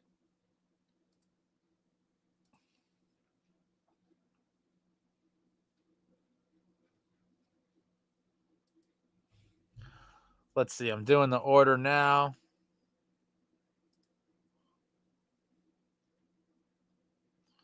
I mean, tacos are, I guess maybe for the tacos, it's kind of steep. Yeah, I mean, the burrito, I like this Maverick burrito. It's like $13. I mean, it's definitely not cheap, but like I said, a value meal from McDonald's is $12 or $13 now, isn't it? So it's hard for me to really pile on with you boys here. I just think we're getting ripped off everywhere, but for some reason, you guys have it out for the surf taco pricing. 5-1 Oilers. Rangers are getting crop dusted. Those prices will get better, Ace, once Donnie T is officially back. I would like to see prices of stuff get better. I don't know if that's how real or whatever that is, but I think that'd be great for everybody if prices of everything in life went down because everything's crazy. Surf Taco in Point Pleasant is full fire. Love me some Surf Taco. And the Jersey Mike's in Point Pleasant as well. I moved to Jersey recently and everyone here loves that shit. I moved to Jersey recently and everyone here loves that shit. Get the hell out of here. Love the Jersey Shore in the summer, not the winter. Well, I mean, who's talking about the winter? I really like the idea of Italian spots serving various items or combinations like meatballs with breaded fried risotto balls. Yeah, for sure. Ryan H. Devils definitely look good. For sure. They're looking real nice right now. I don't think I've ever been to like Jersey Spits by the beach in Jersey. So it's supposed to say Jersey Spots by the beach in the winter. It's very quiet in the winter. I've never seen anyone at the Rock with the pizza in their hands, if that means anything. Heard the burgers are hit or miss at the Rock. What the hell is it like in Tom's River in the winter? A little desolate. I've only had the tenders and watched my friend have the most miserable nachos I've seen in my natural-born life. I'm sure some of you guys are locals. John Ginkley, Jersey Mike's chain was just sold to a corporate buyer. Expect lower quality and higher prices. Yeah, I believe they were acquired by BlackRock, if I'm not mistaken. Financial juggernaut BlackRock for $8 billion, which is nuts. Jersey Mike got $8 billion. Nailing the spelling tonight. You guys don't like Taco Bell. Oh, I love Taco Bell too. I like all this poisonous.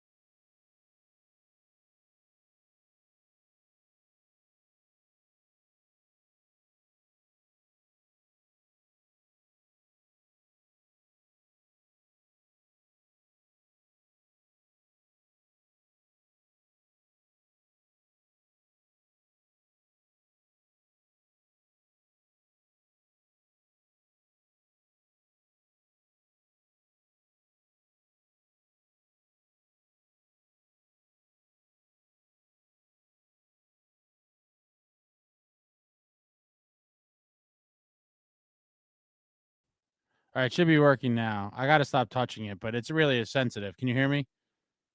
Put him in the bathroom. Put him in the bathroom. 2 minutes for slashing the mic. I know, it's so sensitive. But most of the last couple times though, it wasn't that issue. It was a different issue with the software connectivity for the streaming. But yeah, these cords are shit. All this stuff is annoying.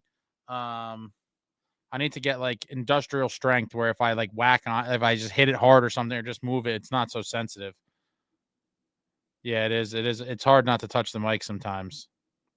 And now I'm just like kind of moving with it instead of touching it. I do like being able to move it though. I don't know. Audio game misconduct. Put him in the bathroom. Oh man. What a glorious win. What a glorious win. Yeah, I'm gonna have to get to one of these 2 games before Thanksgiving. I've been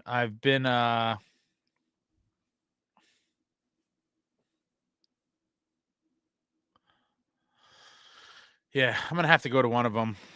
Oh shit, wait, let me just check something on here. I will make it to one of those 2.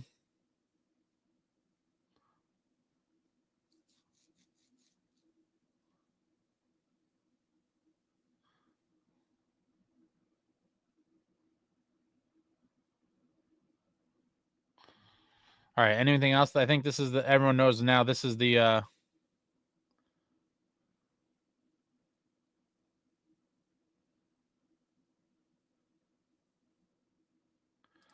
look at this guy. I'll be at both of them. Blues game, I'm taking someone who's never seen hockey before. Real excited to enlighten my homie. One of my buddies just got kind of back into it. He was never super into hockey, but he was a little more interested during the Devils dynasty years. He's the same age as I am. He would like casually watch here and there, but a lot of his meathead friends in high school weren't hockey fans. So he didn't he didn't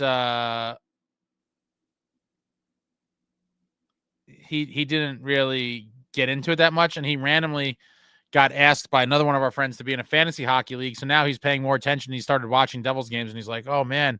He watched. I think the first game he watched in years, like a full game, was the one of the Panthers games, and he like kind of got hooked. So now he's asking to go to a game. 6-1 to Edmonton. Wow. Wow. Oh wow.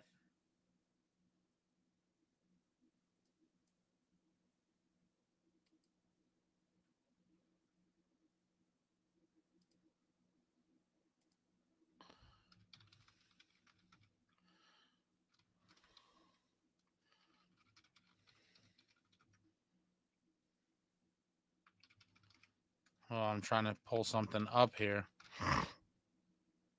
Where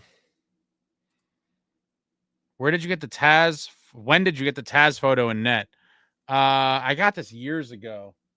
One of my favorite pieces. Always loved it when I was a kid. Always loved it when I was a kid, and was able to get it in adulthood after years and years. Yeah, I think both the artists were brothers, and they passed away at some point. And it's signed by Marty. Definitely one of my favorite pieces. McDavid. I didn't hear what you said before. What did you think of Nolan Foote? I mean, I just think he was, I didn't really notice him much, to be honest. I'd have to go back. I don't think, I mean, sometimes not noticing a guy is good enough, right? It's like you didn't notice anything bad, so that's like almost a win for them. I would have liked to notice him probably a little bit more. But I think he needs to get at least a couple games to really see what's going on, because one game I don't think is a fair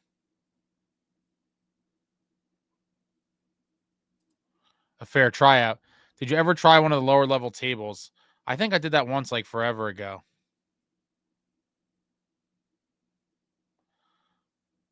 It was interesting, and not that it's, they try to give you things that are not too common in the sports world, and having the table is pretty cool. My homie is a baseball fan, so he's finally going to experience this more than is in the snooze fest. Oh man, night and day, right? I mean, I literally would fall asleep at a baseball game right now, for sure. McJesus, second of the game. Wow. Jesus is going off. I mean, you got to look. The Rangers have lost to every good team they've played. John, I saw Arlette perform the other night. She was an amazing talent. Did you see her, John, perform at the game or like one of her concerts or something? I believe she does like concerts, or I don't know if they're concert shows, whatever you want to call them. Foot skating is really weak, and he's not really physical. When's your next interview with Gomer? Hopefully soon. I talked to him not too long ago. He's just super busy. He's the head coach and GM of the team he played for in juniors, and so he's like super busy now. Super, super busy. But I will say I am releasing a really cool interview that I did. I'm hoping to finish up the editing, and I'm hoping to have it premiere on Thanksgiving morning. So stay tuned for that. I'm hoping to get this finally wrapped up and released for Thanksgiving morning. A really cool interview that I did. Just need to get the editing finished up. Speaking of clubs, my friend said he was in one at MSG for Lundqvist night, said it was sushi, lobster, flaming on everything and anything expensive. Insanity. Yeah, of course, man. It's the Garden. MSG with those people is a different level. Devils, big 2 winnable games coming up. Jack McCabe, you are correct, sir. I would love us to pummel both the Predators and the St. Louis Blues on home ice and go into Thanksgiving on a 4-game heater. That turkey and stuffing would taste so much better. Gomer is hilarious. Listen to that guy for hours. Gomer is one of the greatest personalities in hockey history, in my opinion. And yeah, I could listen to his stories for endless amounts of time. M. Pate, what's up, Matt? McJesus pumping the rags. BJ's denied points to the Canes. What a night. Yeah, we're getting some help. We're getting some help from other places, and you'd love to see it. The Devils continuing to stockpile points and other teams missing out on points. John, Arlette does bar and private gigs. Amazing voice. Preds are last in the league. Blues can't score, and that's why we must pummel them on our home ice. Arlette is a longtime regular. She doesn't sing every game, Jay Snow, but Arlette has sung the national anthem at a good percentage of Devils games, I would say, over the past, I think she's been doing it 25 years or so now, maybe even longer. She's definitely a figure in Devils lore, really. She's up there in terms of, figures that have been part of the Devils organization in some extent for a very long time. Amagi, don't want to spoil anything for the crowd, but how about the video you worked on with a certain Devils alumni caught you outside Reds? Yeah, that's the one I was referring to, Amagi. So that's the one that I just got to finish up this editing, and I'm hoping to have it premiere on Thanksgiving morning. That's the plan. But I hit a lot of snags in the road I really want this to be presented in the right way. And I'm a bit of a perfectionist when it comes to stuff like this. And I'm hoping to have it premiere Thanksgiving morning. Chad, great W's, but cherry on top would have been against a non-third goalie in Ovi, especially against 2 teams that have had our number more than others besides maybe TB. Well, listen, Chad, I'm not going to complain. I don't care what the goalie is, who's not in your lineup. We could say, oh, we didn't have, we're not rested. Our schedule's been treacherous. We've played more games than anyone. We've only had 5 practices in the whole season. I don't really care much about that stuff, to be honest. Does she really? I didn't know that. Yeah. I have videos of her on let me see. I have to have a couple Arlettes on here, I think. Let me see something. And then someone asked about the goalie split. Oh, I'll pull that up in a second as well.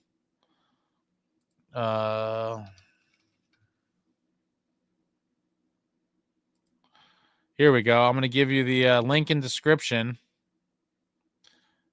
Oh, wow. This got a lot of, the Rangers game 7. Here you go. You could check out, for those not familiar with Arlette, you could check out Arlette's rendition of the national anthem during game 7 of Devils Rangers playoffs. I got the Arlette game 7 national anthem on here. This was early on in the channel history. Where I was, it wasn't the easiest to get a good angle on her. But yeah, there's an Arlette video for you. All right, Jack. Over the next 5, how am I splitting the net? Let me pull this up right here. Starting with Monday. The next 5. So wait, let me see. So November 30th. So it ends with the Ranger game.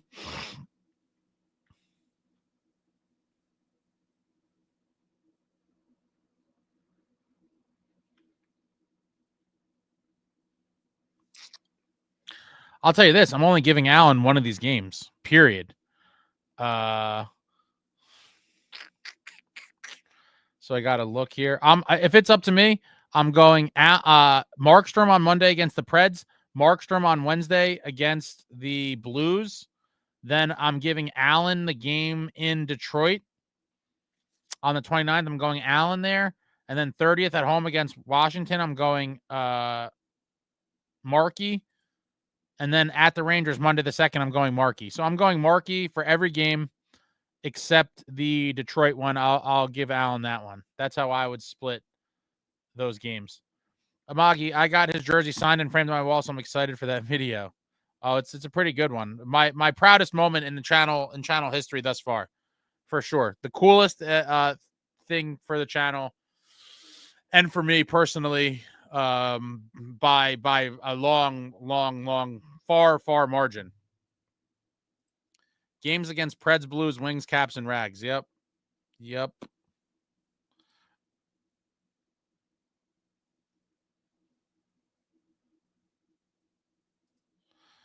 The Devils have the most jam-packed schedule. You think anyone cares? Yeah, exactly. No one's crying a tear for us. Also, we're 2-0-1 against the Caps. They're not as scary of a team as they look. What a night that Game 7 was. Yeah, what an excellent night in franchise history. Wow. Yeah, Oilers just pounding them.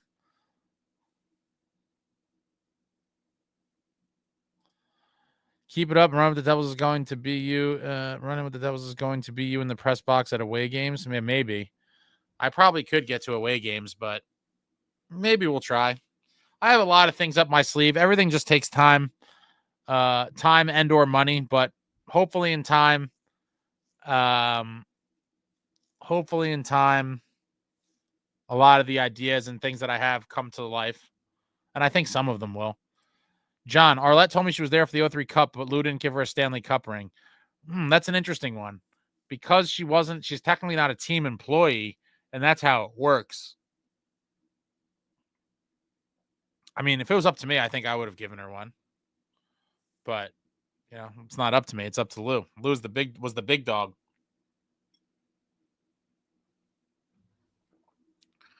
All right, guys, this time. Wow. It's another Marathon Live. Appreciate all of you. I am going to take my bathroom break. Oh, you got some good questions already coming in. I'm going to take my normal bathroom break. I'll be back in about 2 minutes, and then we'll start to wind up, depending on what kind of questions you guys throw out here. I'm not really in a hurry to go anywhere, so appreciate all of you. The fact that there's still so many of you on here, it's crazy. I really enjoy these nights. You guys are idiots. I always wash my hands, you dirty, dirty people. Bathroom break, be back in 2 or so minutes. Throw out whatever questions you got all there or whatever. I like Jack McCabe's coming with some good ones tonight, really making me think, although the goalie one was not that hard for me. You guys are messed up. I'll be back in 2 minutes.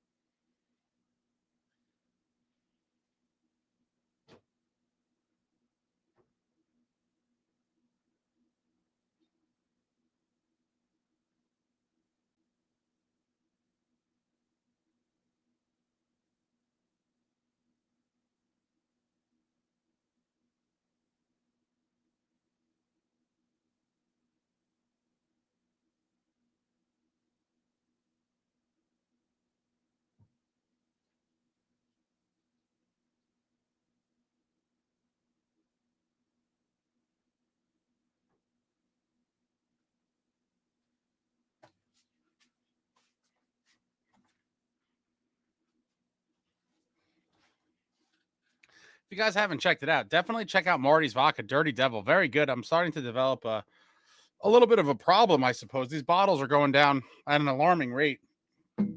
Shout out to the Dirty Devil Vodka family, keeping me well stocked. Delicious vodka. I'm not even a big vodka guy. I'm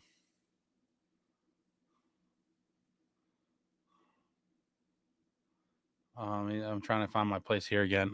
Wait, I don't want to touch the mic, so I'm sliding over. Yeah, that's a shame, man. I wish Arlette got a ring. She should have got one. Well, she definitely has at least one of the stadium giveaway ones now. The plastic 03 rings they did. Another big night. Rangers, Caps, and Canes lose. Love to see it. And your boys, your New Jersey Devils, just squeaking back up there. And hopefully, call me crazy. I don't think it's crazy to say that they still have a chance to win the division. Obviously, there's so much hockey to be played, but getting in that top 3 in the division would be nice. Richard, I've got extra tickets. Come visit me on the 26th. Is that Monday? You're talking about the Monday, November 26th? Was it the Preds game? Assuming everyone is healthy and given only the players in NJ and Utica, what's your fourth line? Oh, boy. What's my fourth line? That's a loaded question, Jack, because oh wow, you guys are pounding the chat here. I guess, Jack, I'll circle back on that, Jack. I have to know, are you committed to Cotter being on the fourth line? That I need to, before I answer that question, I have to know, are you cementing Cotter on the fourth line and then making me finish the rest of it? Or is Cotter still, potentially a third line player in this scenario, Jack? So once you clarify that for me, I will answer your question on the fourth line of February. That's so far away. Richard, my life is a disaster at the moment, and my days are very unpredictable and wild. But I go to a lot of games, so we'll see. Wash those hands. I always wash my hands. Never pee-pee hands. Always wash. Devils got to finish top 3. Yeah, they got to. We got Ryan H. We love Ace. More beers. Thank you, sir. Appreciate you. The bathrooms are amazing. Private bathrooms are a great amenity. I mean, wow, they really are, right? Like, I guess the regular bathrooms aren't so bad at the Rock either, but shout out to my man Chase. Be a man, get a jar. Yeah, hold on, guys. Let me focus. Hold on. Yeah, nah. I'll take the 2-minute break. That's the best thing about the clubs. Ace went to take a dump. It can't always be a P. There's Jay Snow. There's no time. I would end the stream at that point. That's not a fast process most of the time. And I would definitely never have time to do that midstream. But that's resting guitar face. Hit that thumbs up, ladies and gents. Appreciate you. Hit that thumbs up. No, I don't touch my food. Come on, man. Where I work, the hostess is a Caps fan. I couldn't help but rub it in a little. R.I.P. Johnny Sack. Never changing my name again. What's up, Black Atron? Rags got lit up. Yes, they did. My manager's a Rags fan. He was too afraid to tell me what the score was. Shout out to Martin Brodeur for charging $200 for an autograph bottle, not signing your personal item. So I did talk to somebody about Dirty Devil about that. That's not really Marty's call per se, and I believe that's more on Woodbridge Brewing Company, the bar hosting the event. It would be nice if they kind of change that up. I don't know. That's an interesting thing to keep an eye on. She has been around since 2012. She's been around since before 2012, Ryan, for sure. She's definitely been around before that. Here's a messed up question. Would you trade Nemitz and Casey for Brady Tkachuk and something else? I'll need to know all the details. I can't give a quick answer to that. I'm not definitively saying yes or no. I certainly would trade one or the other in a deal for Brady. To trade both of them, I think could be slightly reckless. So it really would depend on what that something else is. But, Brady Tkachuk is one of my favorite players in the league.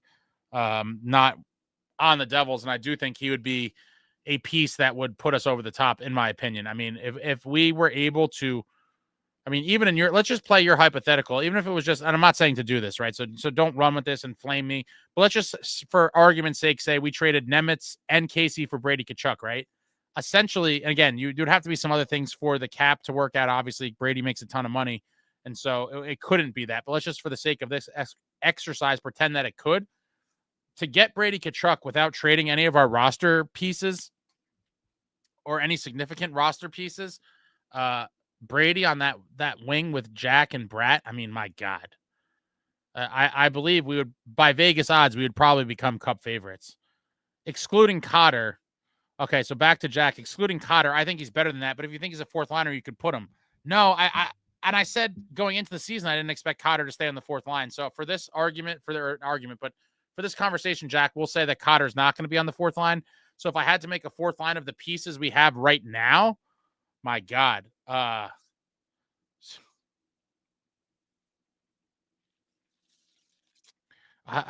Again, this is not a fourth line I'm in love with. But if you're saying I could only use the pieces we actually have at the moment, I mean, by default, I think Dowling would have to be the center. And it would probably be, for me, Dowling, Tatar, and I'm going to say Hallinan. Again, we haven't seen him this year, so it's hard to say. But I do think when he gets a look, I hope he stands out in a positive way. And so my quick answer at the moment, if Cotter is not on the fourth line, and because we're so thin at this point for fourth line players, I would say, in my opinion, it would be Dowling, Tatar, and Hallinan. Hallinan would be my guy. I'm hoping we see him soon, and then we could assess what's going on. Cotter missed the entire third period against the Canes. Doghouse were taking late penalty in the second. Yeah, and they cashed it on the fresh sheet with that skill/fluky play where Nate just dumped it in, got the beautiful board bounce, and it came out. And Svechnikov buried it. You need a diaper to make it to the stream. Marty getting cheap. My favorite is when someone asked, what if they want an autograph for a kid who can't drink vodka, before adding a signed puck. Brewing Co. said then they could take a photo with Marty. Yeah, it's a little ridiculous. Is the Jersey Shore completely dead in the winter? It's not completely dead, but it's way, way, way more barren than in the summer, like night and day. Ron, you got some people who head to the vacation homes to get away, but mostly, yeah. And there's obviously in those towns, there's pockets of people that live there all year long as well. It's not just the tourist locations. I've been there a million times in the summer. I can't imagine it in the winter. Oh, fully healthy. So, Jack, are you talking about with Lazar being healthy too? And are you talking about Bastian? Even though, if I'm being honest, I'm not putting Bastian on it, even if you say he's fully healthy. But if you're talking about Lazar, then I'm going Tatar, Lazar, Hallinan. That would be mine. But again, Hallinan is just kind of me hoping and kind of grasping. But I do think he's a heavier, edgier, more violent guy, and I think he can bring a little offensive contribution and touches. But I want to see him get his chance. I mean, like we saw Bowers last game. We saw Bowers against the Canes, and we saw Foote tonight. I'd like to see Hallinan get his chance. But I would probably say, for me then with Lazar healthy, Tatar, Lazar, Hallinan. Select the boy. Good night, sir. Jay Snow, being close to the ocean is colder than Ryan H. Would love Brady, but who knows? Maybe sends her way out of a trade deadline. Fitz does something crazy. I mean, that's why I'm hoping for them to lose out. And even if the Devils don't get him, I would love to see Brady go to a playoff team, to see Brady in the playoffs. Watching Matthew Tkachuk in the playoffs is fun as a hockey fan. I would like to see Brady as well. And so obviously I would rather him go to a Western Conference team if the Devils aren't going to get him. But I outlined in so many videos last season when I was talking about this out loud and got mercilessly flamed by Senators fans that were just in their feelings, that thought it was so preposterous. The reality is, again, just to recap once again, Tom Fitzgerald is Brady Tkachuk's cousin. Like that in and of itself is mind-blowing, right? Like, how many players in the league have a cousin who is a GM of another team in the league? It might not be any, aside from Matthew Tkachuk.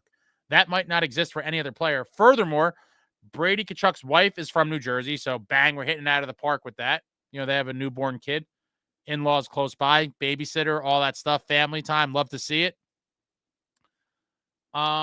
And Brady Tkachuk said he loves the Hughes family like his own family. So he's super tight with all the Hughes boys. Fitz is his cousin. His wife is from New Jersey. It just makes so much sense from so many angles. And him as a player fits this team, in my opinion, really, really well. And I think he would be the perfect complement for Jack and Brat, honestly. I think he'd be the perfect winger for them. Assuming everyone's healthy. Yeah, so I'm going Lazard, Tatar, Hallinan, Amagi. How crazy would a bet have to be to get you to possibly wear a Ranger jersey to the Rock? I don't know that I'd even risk that in a bet. John, that Svechnikov shot was a sniper as part of a set play. Yeah, it was. But that set play doesn't work if the puck doesn't bounce out pretty much exactly where it did. And so there's a little bit of luck involved there for that to bounce out perfectly like that. But the Svechnikov finished it beautifully. Tatar, Lazar, Hallinan, and McDermott on standby. Yep, I agree there, Ron. Jay Snow, I don't know if that was a set play from the Canes. It's ridiculous low percentage play and shot. I mean, Markey could have cut the angle down, but he literally fit it in a 3-inch space. Yeah, but Jay Snow, that's what snipers do. Maybe the puck wasn't exactly where they wanted it to come off the wall, but the play was to get it off the wall to Svechnikov in there somewhere in the vicinity of the net, and he made that impossible shot. Who is a realistic trade deadline, positional, and specific player target, and another one that's a bit unrealistic?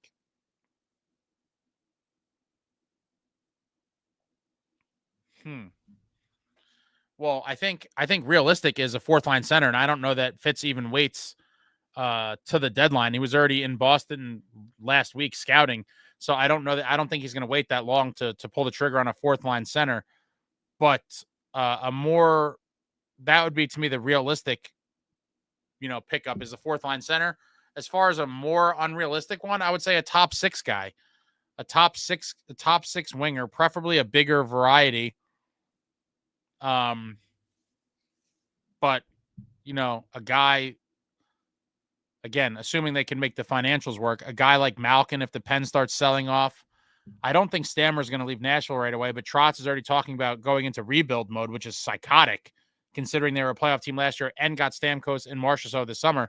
But I said in the summer, I thought Stammer could be an excellent addition to this team as well. I don't know, again, how they make that fit with cap and everything, but if there was a world where you could get Steven Stamkos, I would be all in on that as well. But they'll certainly be back. But back to that, Jack, I do think there'll be other top six kind of guys that will be available come deadline on teams that are sellers. Black Atron, serious question. I have a Brodeur signed puck from early in the 94-95 season. He wasn't even known at that point. How do I go about getting it graded, authenticated? I got it signed at a game. I mean, Black Atron, honestly, unless you're going to sell it, I don't think it'd be worth it. But you could bring it to James Spence or there's other ones too, but I would just say James Spence is an easy one. They actually have an office in New Jersey. I'm just trying to see, if you don't plan on selling it and you got it yourself, it's real. Like, I personally wouldn't feel the need. Yeah, they charge $20 for a basic authentication from James Spence. So you could pay $20 and get their basic authentication. Does Brady live in NJ in the offseason? So I don't think he lives in NJ, but he spends a good amount of his time, I think, kind of near where his in-laws and his wife are from. And I did hear last summer that he, in one of the shore towns, he was building his own home. So I don't know if he'll be there full time, but he definitely will spend a good portion of his offseason at the Jersey Shore.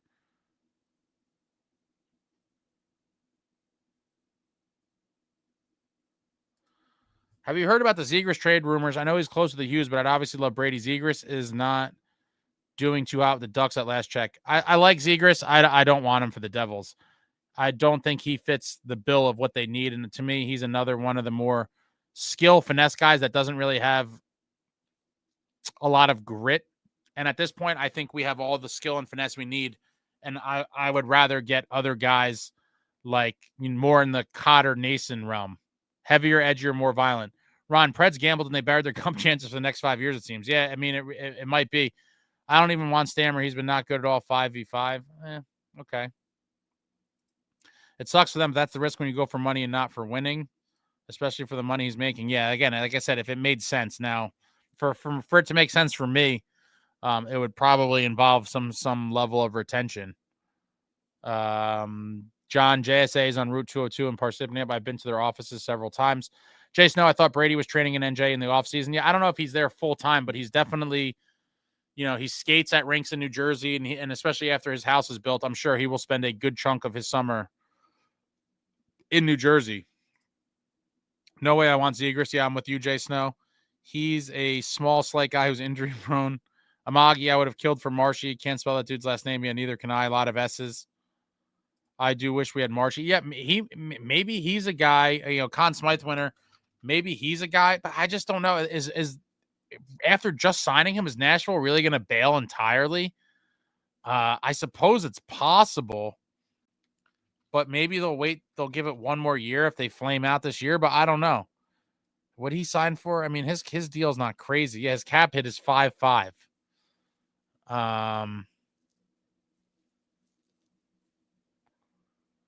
He's 33 though, and he's almost 34. You're talking about a 34-year-old. Yeah, I mean that contract might age poorly. But listen, the way I always justify these things is if you win one cup, just like Bobrovsky with the Panthers getting paid $10 million, if you win one cup, then it doesn't even matter, man. If he helps get you over the hump one time and you win that one cup, it's worth it. If I'm making a trade that big, it's not Stammer. That's fair. I can see Marshy jump ship before Stammer, honestly. I feel like they would deal Stammer first due to age. Well, Marchessault's about to be in December. He'll be 34. What's Stamkos at?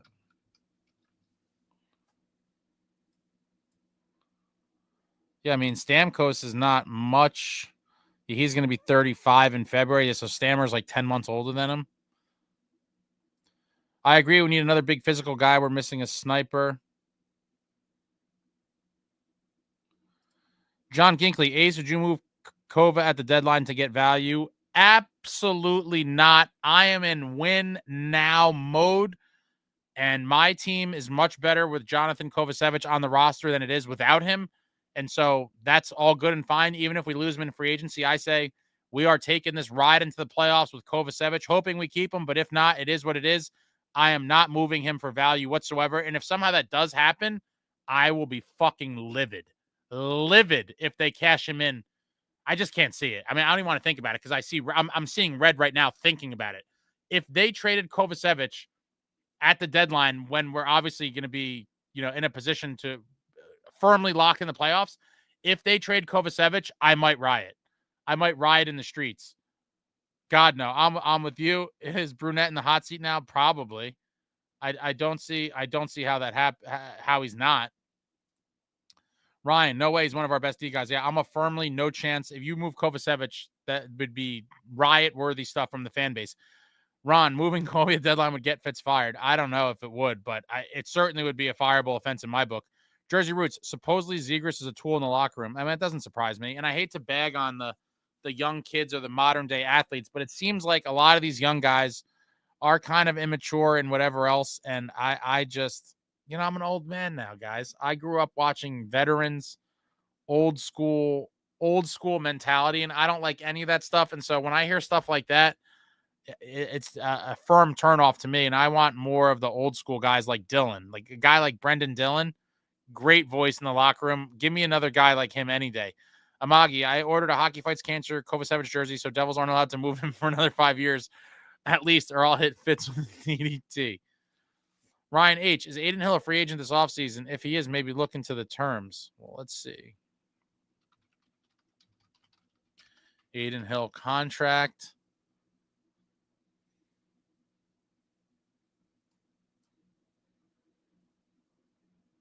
Yep. Aiden Hill is an unrestricted free agent come this summer, and he's 28 now. He'll be 29 in May. 29 in May.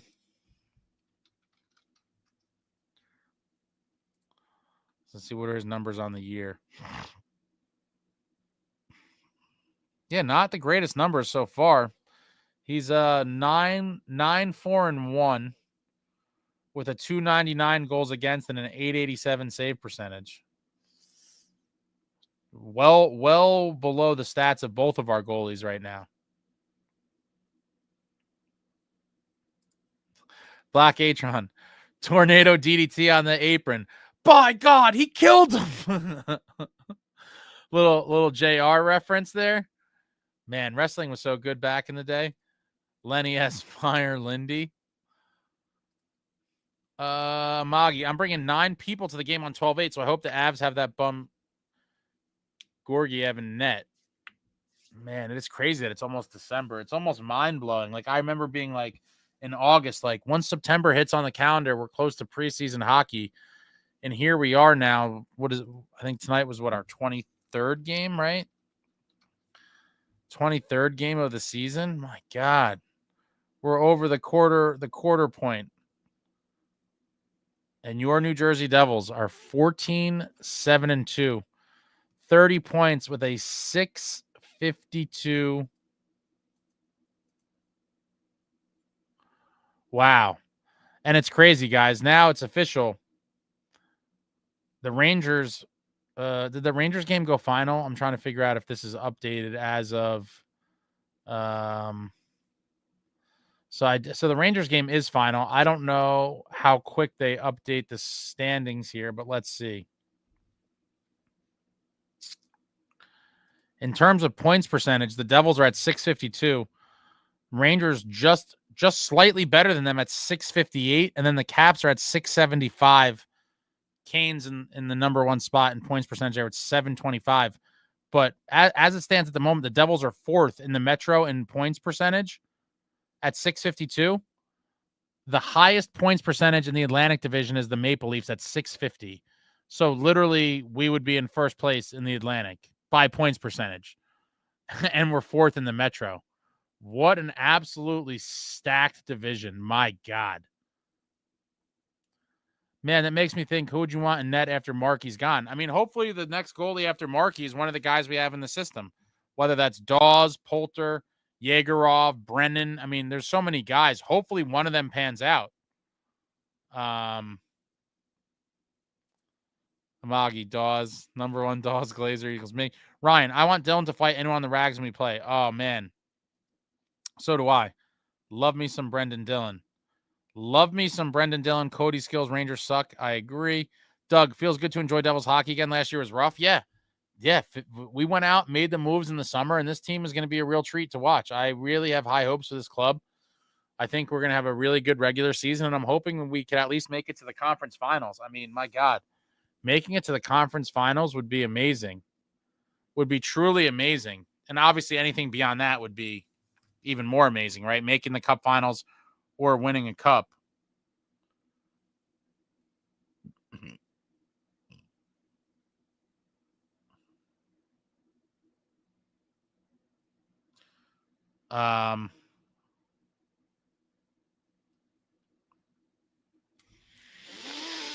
Yeah.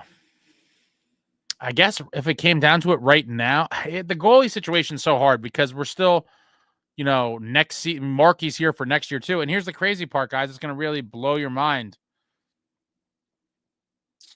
I'm not sure, depending, again, a lot of hockey to be played, but assuming Markstrom looks like he's still playing well, I could see a world where Markstrom signed for another year beyond next season. So next year is the last year on his deal. And I could see him, if he's playing well, signing for another year. I don't think they're going to be in a hurry to push him to the curb if he's playing well. Yeah, I guess it's a hard one to predict. I think Poulter has a chance to claim the net. But again, he's young and still developing, so it's just a kind of unknown at the moment. Dawes, I think, will have his chance, and I think so will Yegorov. I mean, my money would be on one of those 3, but then we have some other dark horses as well, and if none of those guys pan out,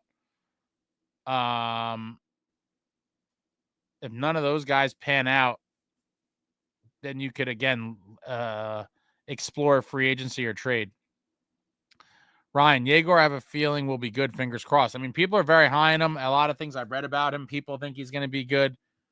Maybe that's could be slightly recency bias with how good a lot of these Russian goalies have been in the past, few years with, obviously Vasilevsky, Shesterkin, Sorokin, so some of the best goalies in the league are Russian. And a lot of people are, saying that Russia's the new goalie hotbed. Back in the day, it was Montreal and Quebec. You had Patrick Waugh, the great Martin Brodeur, Roberto Luongo. I guess in more recent times, nowhere near the level of those guys, but another goalie for the moment was Carey Price. Last year was a rough one. Last year was a rough one for sure. Magi, which team do you feel most threatened by at this point in time? Definitely the Hurricanes. Well, Hurricanes and Panthers. Hurricanes and Panthers to me are definitely probably the two, in my opinion, still the two best teams in the East, regardless of what the numbers are at the moment. If someone said, what are the two toughest teams that the Devils would have to face in the playoffs? It's definitely, in my opinion, Canes and Panthers. I think those are the two teams that, Panthers Cup champs, Eastern Conference champs the year before. They've been there. They're Warriors. They play a tough brand of hockey. And the Canes have had our number forever. And again, a very tough team to play against. You see all the guys they lost, and they look like they haven't missed a beat. And they're, the best team in the league, I think, maybe at the moment, or if not close to it. So if we're going by points percentage, they would be third behind the Jets. And look at Billy Guerin's Minnesota Wild, 13-3-4, playing at a 750 points percentage. My God. But yeah, Magi, those are the two teams for me that'd be the scariest in the playoffs. Panthers and Canes. Cody Skills, we bounce back after a dark season. We can win against good teams. Yeah, you'd love to see it. This 5-game stretch is absolutely beautiful. What a beautiful run here in these last 5 games to go 4-1 against this level of opposition. John Ginkley, anyone else concerned about Bastian's durability?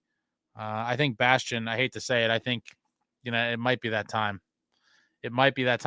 Aaron, Rangers can't beat playoff teams that Devils dominated. I'm not worried about the Rangers. I believe we beat the Rangers in the playoffs. Would being the first wild card be better than being second or third in the Metro? I don't think so. I mean, depending on how the other teams finish, then you might, you look at the matchups and you're like, oh, this might be a more favorable. Yeah, it definitely could play out that way, depending. Amagi, to be fair, John, he got massacred in that fight. Wasn't even a playing injury. Yeah, it's just straight up getting your ass beat. Ryan, I don't think anyone even wants Bastian back. Yeah, I mean, it just come to the point now where it's like, can we do better?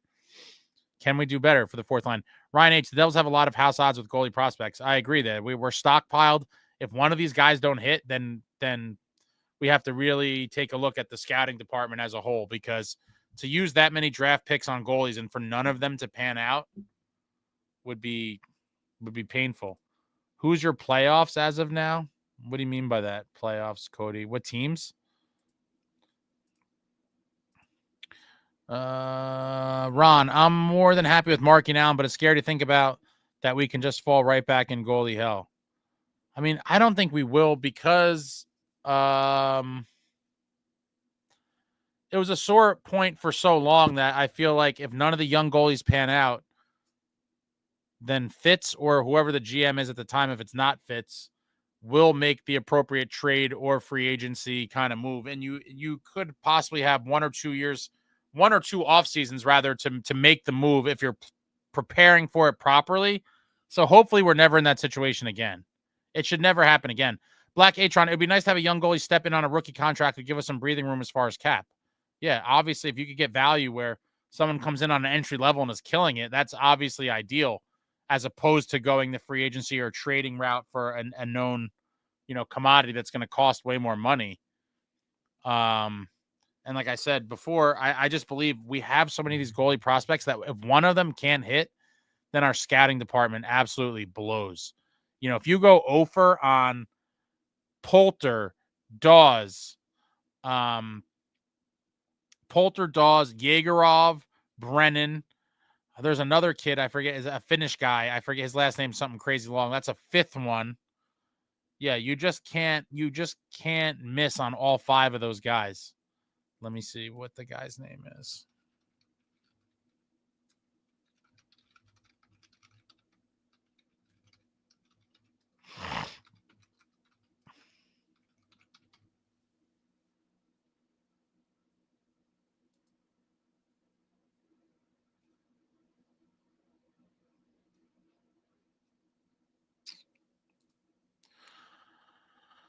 I'm trying to pull up his name here.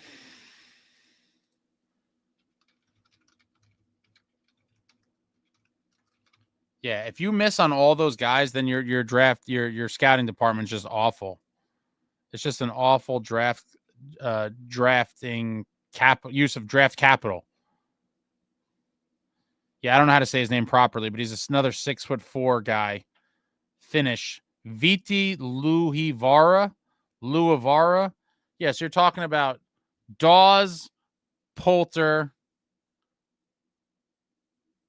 Yegorov, Brennan, Viti Luivara. Oh, no, I forgot about Jacob Malik. That's 6. I mean, yeah, if you miss on all these guys, you got to reevaluate because there's a bigger problem at 6 for 6 goalies. For you to miss on all of them is just inconceivable and unforgivable. The whole scouting department would have to go. Panthers definitely feel like they have the most complete package from top to bottom. Yeah, I think they're the cream of the crop in the East for sure. And I think the Canes are that notch right below them. The goalie we drafted this year is supposed to be good. I think you're referring to Yegorov. Who's taking over the net after they leave? After who leaves, Cody? Are you talking about these young guys or are you talking about the Markstrom-Allen tandem? Mark my words, Yegor will be that goalie. Well, hopefully one of them are. Brandon Thomas, all I really need is a top 6 forward and a really good young goalie. I would like some help on the 4th line too, but a top 6 forward would be a beautiful addition come deadline time. Hell, by that time, the Devils may be getting paid in XRP. That's a crypto, right? I don't really mess with crypto too much. I do have a little bit, but I know a lot of people that made a ton of money or lost a ton of money in crypto. What a crazy world the crypto game is. What a crazy world. Only 2 people emailed so far about the in-person events. It's not exactly the most encouraging thing. For all the talk about, the games and the things, I got 2 emails. 2 emails. Aaron, who do we move for a top 6 forward in your opinion? I mean, it could be draft picks. It could be other prospects. It could be a variety of things, man. It could be a young defenseman like Nemitz or Casey. Or like I said, or, 1st or 2nd round picks or other prospects in our system. It's hard to say, but I think with all those pieces, there is plenty of options, I believe. We don't have a 1st rounder this year because Calgary is getting it in the Markstrom trade, but I do think we picked up some extra 2nd rounders maybe. And like I said, there's always prospects. Maybe a team wants to take a chance on a guy like Chase Stillman, who I've been rooting for. It doesn't seem like, that he's going to crack the Devils anytime soon. And so maybe a team is interested in a guy like him. Yeah. Picks, prospects. Nemitz and Casey, obviously a lot of teams will be asking about. I'd prefer to keep both of them, but I certainly would understand if a tough business decision had to be made where teams were looking to get one of them for a significant piece coming our way. Brandon, we have the worst luck in getting goalies, so I don't see that happening anytime soon. Doug, I want to witness this team hoist the cup so badly, but especially this group of guys. I want Markstrom to win as a Devil. I would love to. I love this team. I've said it time and time again. I absolutely love this team as it stands right now. I love Markey. I love Dylan. I love Kovacevic. I love Cotter and Nason. Obviously, the core of Bratt, Nico, Jack. I just would love to see this group. Timo, Mercer. I would love to see this group win for sure. And hopefully they're going to hopefully they are going to bring us on a deep run. Liam Smith, I'm in Montana, or I'd be interested in the in-person event. Fair enough, Liam. Amagi, you should make a video about the in-person event so Signal boost it. I suppose I could do that. I'm thinking about that now. Do I make a video? Because I need some feedback on some other things too. So maybe I make like a viewer/audience opinions needed, and I just kind of make the video and ask a variety of things. That's possible. I'd love to see a cup run from this team. I think we all would, Jay Snow, and I don't think it's crazy. I don't think it's crazy to think that they are capable of it. And I was saying that in the summer, And now I think there are a lot more of you are going to be believers with me. After this 5-game stretch to go 4-1, beating the Panthers twice on the road, we beat the Canes at home, and then we beat the Caps on the road. I'm starting to think that more and more people are going to come to the light, and they're going to be believers with me.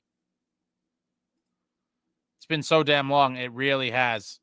21 years. And by the time the playoffs come around, it would actually be 22 years because it'd be 2025 playoffs. Last time we won, obviously, 2003. Brandon, we have a lot of potential in the playoffs. If Markstrom is very hungry for the cup, it's possible, but it's going to be tough with a non-experienced playoff team. I mean, it's not non-experience. I would say it's low experience, but Dylan's a vet. Nason went to Brenda Moore U. He's a vet. The Insane Pollock. When you hit on a guy like Marty, I think a franchise never gets another chance to get someone that level again. I mean, to be fair, he's the greatest of all time. So I don't anticipate us ever getting someone that level again.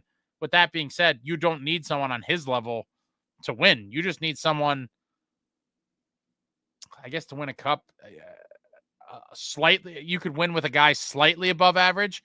Obviously, I'm hoping for, well above average, but you can win, with a goalie far less than Marty. And if you just look at, the list of guys who have won cups in the past 20 years, there's some of them that are definitely closer to that average kind of category than, Marty being the all-time great. Aaron, do you think Casey and Nemitz are worth the top 6 forward?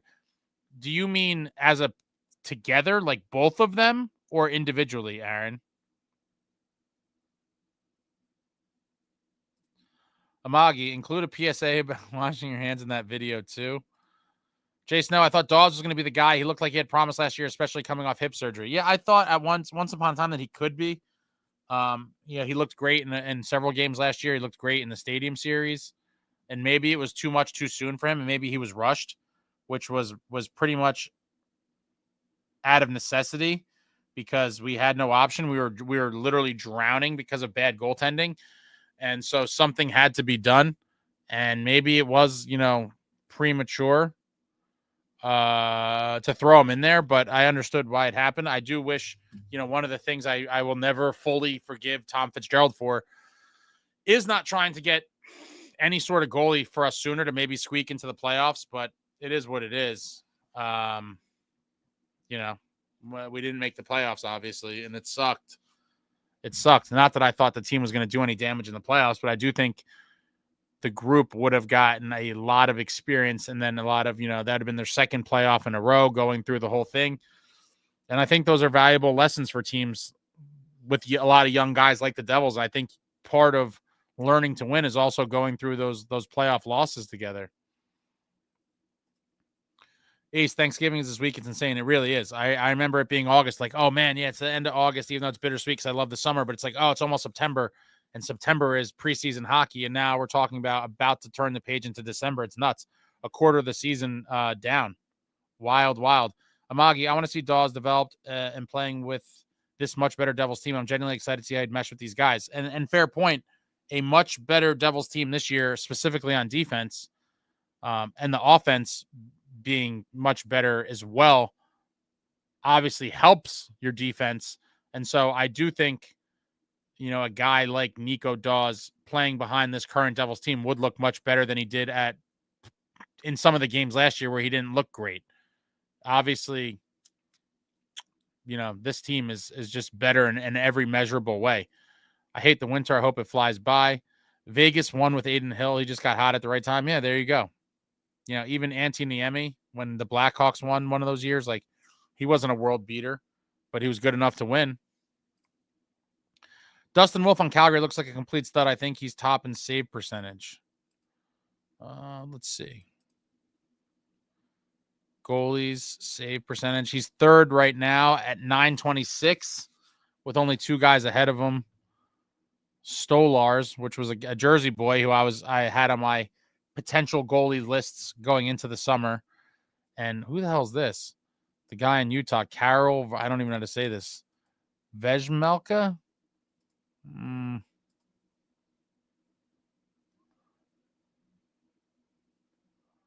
5th round pick by Nashville. A few years back. Amagi, a goalie's confidence alone is important, and playing behind these guys would absolutely have it up there compared to last year. Yeah, for sure. For sure. Yeah, I'm curious if we see a start before the season started. I think I predicted at least there'd be a few of them for whatever reason. But I'm curious during the regular season if we see anyone not named Markstrom or Allen start. And St. Pollock, but Ace, we would have faced the Rangers again. We would face the Rangers again. I don't know what that's in reference to, but bring on the Rangers. I'd love to knock them out again. Would absolutely love it. Aaron, I would say both of them, but just curious what your opinion is, because I'm very thankful we were able to give away a failed experiment to get what we got for him. Definitely beneficial for us. Is that referring to the Holtz-Cotter trade? I think that's referring to the Holtz-Cotter trade.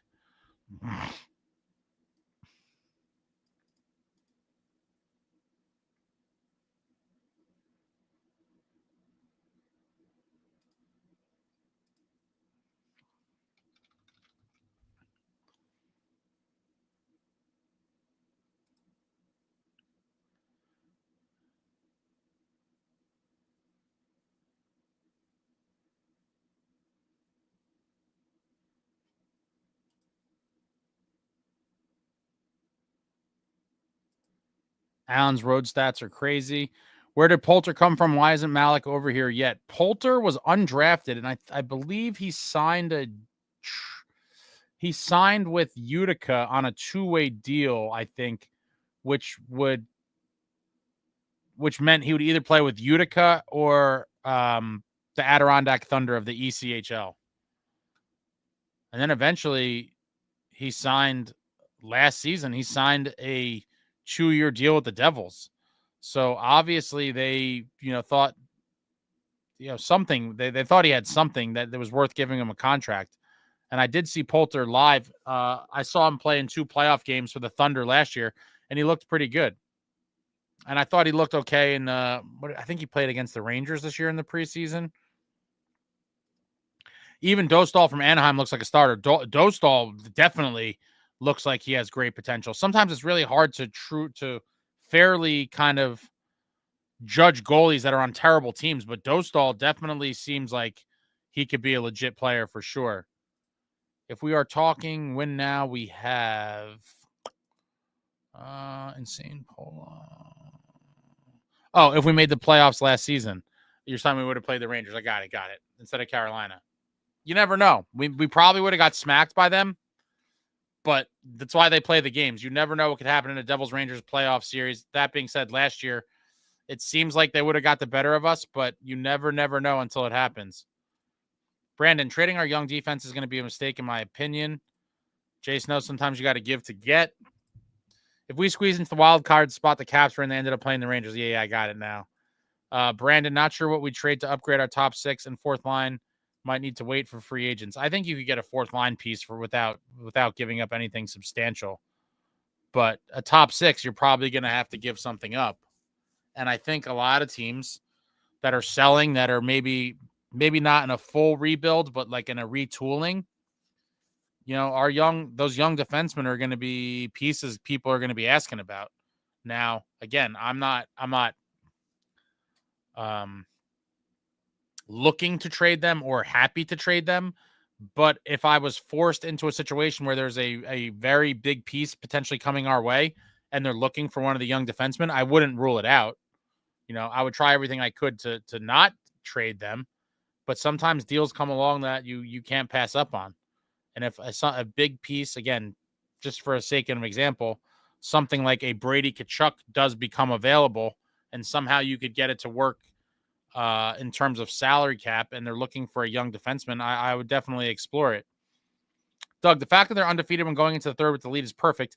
Teams have to understand that when they go into the game down against the Devils, it's not going to be easy to climb back. And that is another signature kind of element, if you will, of the dynasty New Jersey Devils. When they were taking a lead into the third period, Marty and the boys were shutting that shit down. Very, very rare to come back against the dynasty Devils. And like I said, that's why I keep it's hard to compare any team to that because I always say it's unfair because, again, 3 top 100 NHL players of all time. The greatest goalie of all time, Martin Brodeur.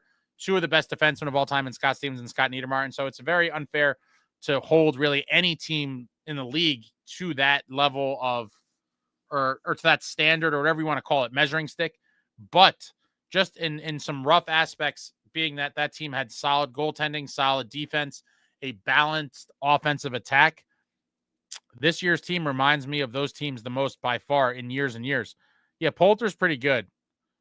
Poulter he played for Adirondack last year. I think he played for Utica a little bit. This year, he's in Utica with Dawes, and obviously that team is off to a historic struggling start. And so it's kind of hard to gauge. His numbers right now are dog duty. 6 games played, his goals against is .367 with a save percentage of .861. Oof. Kind of ugly. No question, we have a glut of right-handed. We have a glut of right-handed D, and if we're in win-now mode, Pesce, Hamilton, Kovacevic, Nemec, and Casey, would love to keep them both, but one of them plus a first would be a strong base for a trade. Yeah, absolutely. Absolutely. I would not want to trade Kovacevic, though. I'd want to take him into the playoffs. And obviously, I think, Pesce and Hamilton, obviously, when you're talking about a potential trade, it's going to be Nemec or Casey. Marty's son, too, coming up slowly. I like Jeremy Brodeur. I just don't know that how he's going to leapfrog those other guys. And he's much older than all those other guys. Jeremy's like 28 years old. Those other guys are in their young 20s. It would be a great story to see Jeremy somehow even be, in a backup role for the Devils. I just don't know how likely that is. Palat's contract is like a hot girl's fat friend. You just can't seem to get rid of her. Yeah, and again, maybe he's bought out in the offseason, but, while he can never live up to the contract, I do believe that it could be a lot less painful with some big playoff moments, right? And if somehow Palat could raise his game, he was playoff Palat in Tampa Bay. If he could raise his game and make some big time plays in the playoffs, it could definitely make the sting a lot less. And I'm looking for playoff Palat, man. Let's go. 2025 NHL playoffs. If Palat can step up, can make that deal not as painful. The Insane Pollock, this may be your longest stream ever, Ace. I believe it actually is now. I think we've officially set the record.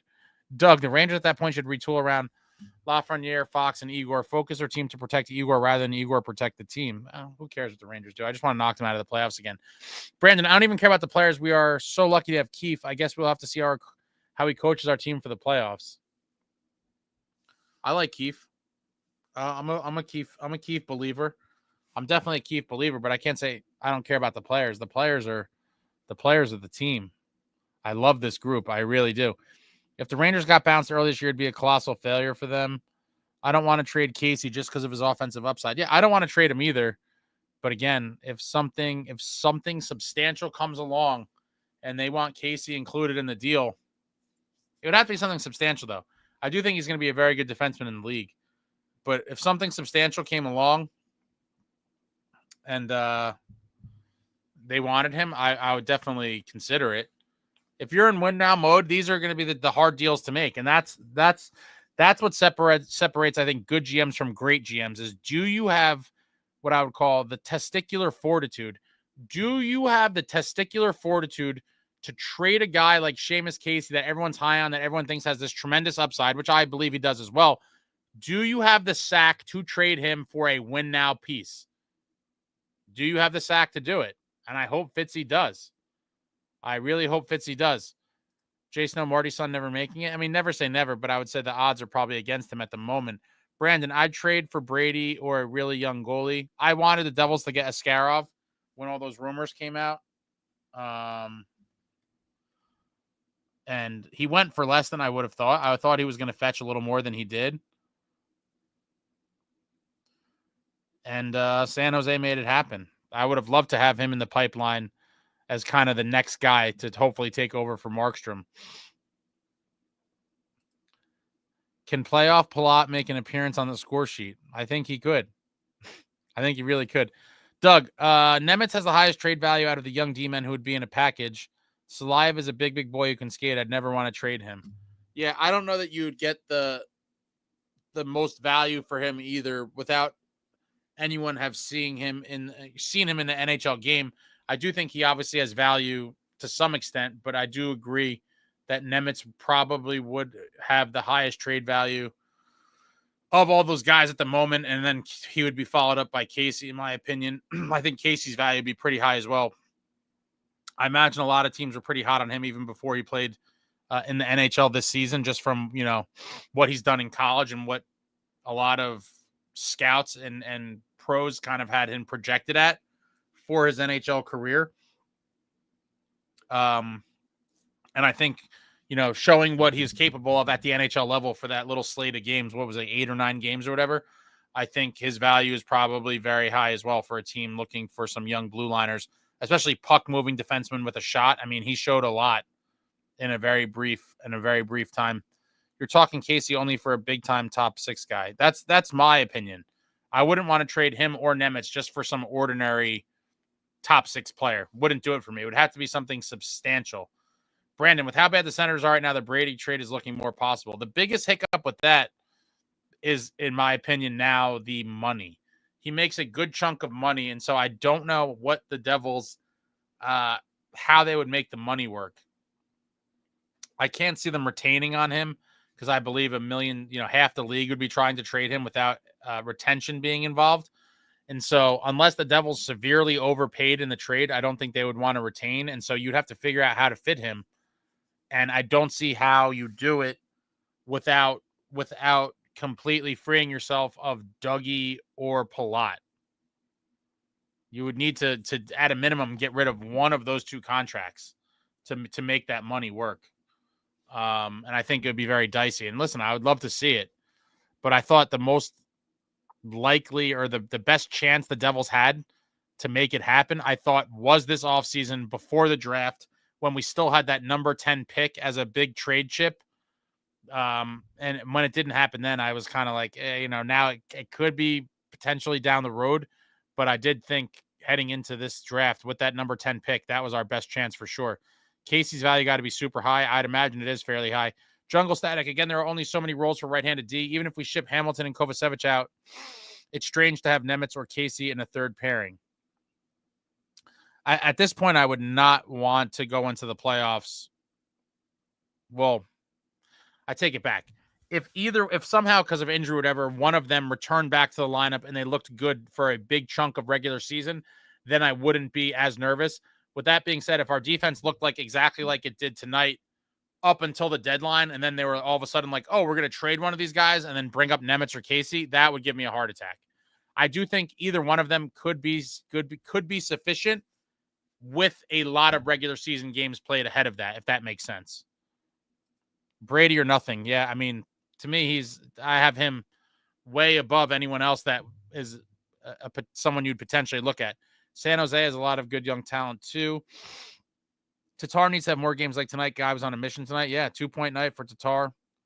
Definitely was out there all over the place. That fourth line with Cotter looked like obviously very good. And again, I do believe that's the Cotter effect where he's going to make any line he's on look decent.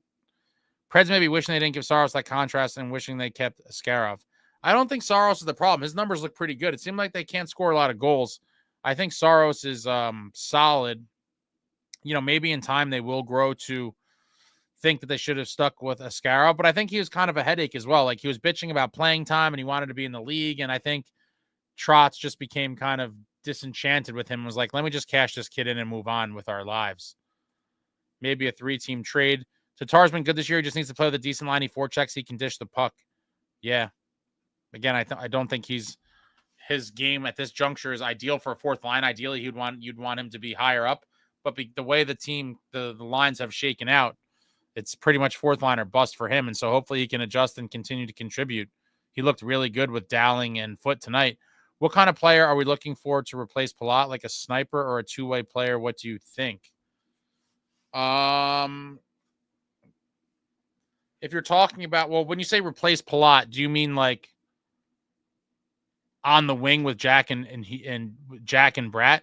If you're talking about straight up like a line mate for Jack and Bratt, I am looking for a sniper that's preferably a little big, on the bigger side and a little physical, and someone who could finish. And Brady Tkachuk fits that bill to a T. I just, again, don't know how likely that is because of a variety of reasons, but he would be the dream for me. And if not him, then try to maybe find a poor man's version. Let me see something.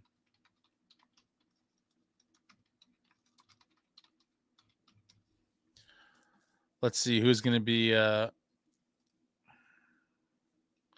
unrestricted in 2025.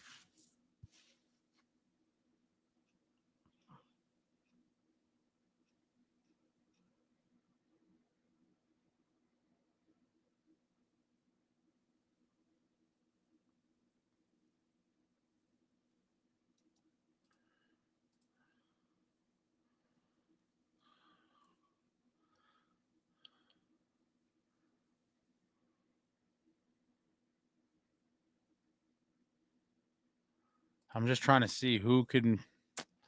Yeah, but a lot of these teams aren't going to be sellers. That's the thing. There's a lot of guys that are unrestricted, but teams are just gonna lose them for nothing if it comes down to that. They're going to take these guys into the playoffs.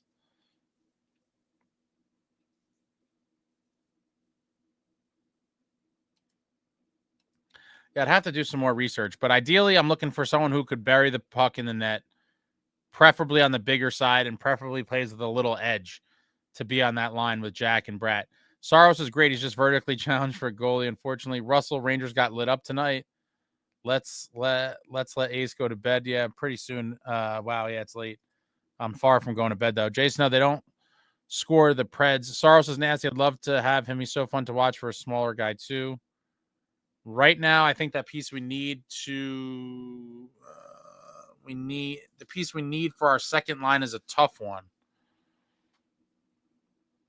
Jason, no, Brady's exactly that guy who hits and can score, but that's not happening. Yeah.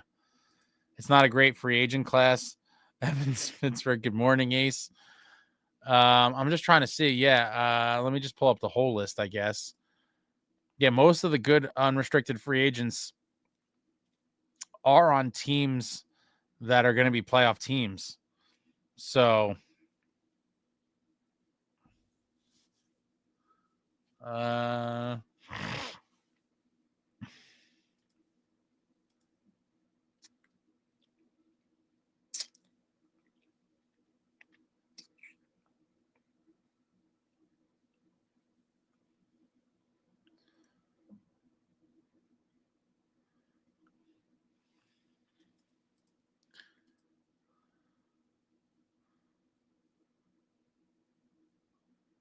just looking here.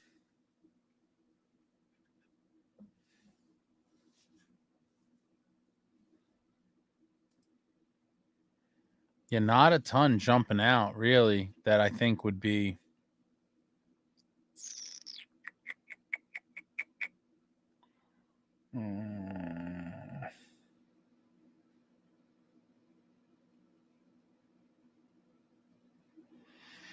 Yeah, it's going to be interesting, but there'll definitely be guys on the block for sure.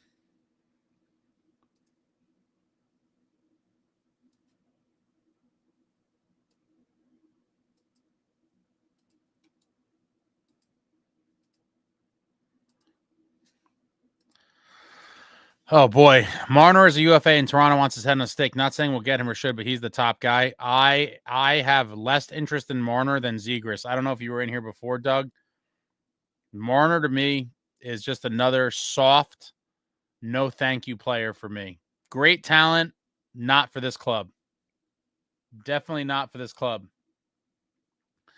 Brandon Thomas, you should do a whole video on who the Devils should pick up for our second line. I mean, towards the deadline, I will, because that's not going to be addressed towards the deadline. So, as we get closer to the trade deadline, which is still months away, I'll definitely have like a bunch of wish list or guys to look at types of videos for free agency.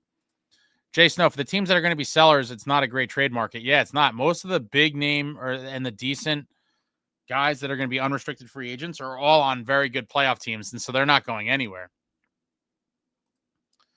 Do you like our farm system? By farm system, do you mean Utica? I mean, at the moment, Utica is kind of thin. We have a couple goalies there that hopefully could be, one of them could be one of the net minders of the future. But at the moment, I think our best outside of Casey and Nemitz, who are playing D for Utica, most of our other top prospects are not in the farm system yet, if that makes sense. It'd be like guys like Haminaho playing overseas, and Gritsuk in the KHL, and Salayev in the KHL. So our best prospects are really outside of Utica at the moment. If we got Brady at the deadline, he's going to love to play against his brother in the playoffs. That would be, I mean, imagine, let's just fantasize for a minute. Brady Tkachuk comes to the Devils, and then the Devils and Panthers play in the Eastern Conference Finals. The Tkachuk brothers going head to head. My God, it would be crazy. It blows. Our AHL team is historically bad. Yeah, I mean, it happens. Brock Besser. So he was one I was looking at, but the Canucks aren't going to move him. They're gonna bring him into battle for the playoffs. So it's hard. It's even him, unless somehow. Now the Canucks, even though they're off to the best start, but Besser would obviously, if he became available, he'd be high on my list. But I just don't see the Canucks trading him. I liked Toffoli when we had him, but the only thing he brought to the team was goals. He didn't have anything else. Correct. He did not play defense. He was very slow. Great shot, great guy, great personality, but we need more, from our guys going forward. They can't be as one-dimensional as Toffoli was. Marner's not leaving Toronto, and they hate him every playoffs for disappearing. Yeah, I don't want Marner anywhere near this team. Our KHL guys are who I'm excited for. Exactly. Our best guys are in the KHL at the moment. Evan, 2 wins in a row for Utica. Wow. Hell might be freezing over.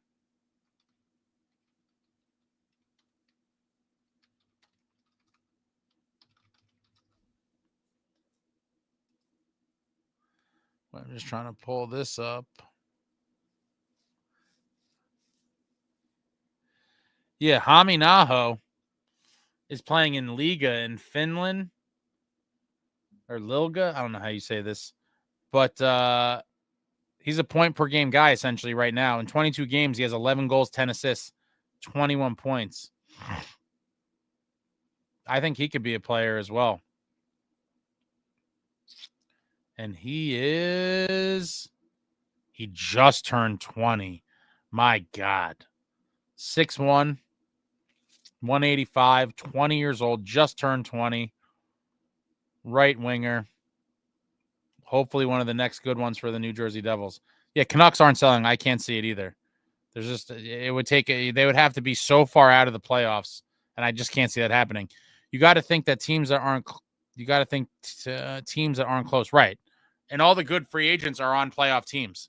So it could be one of those years where maybe there's not a ton. There's not a ton that's really available in the open market.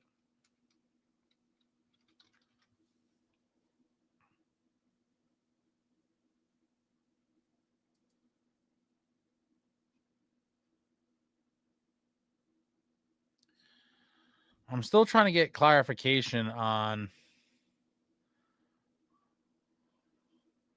when Gritsuk really is the earliest he would be eligible to come to the NHL. Let me see something.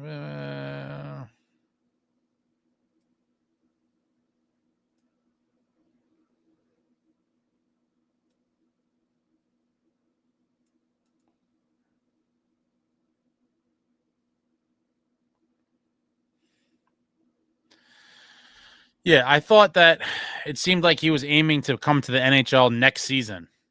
I mean, so that's something to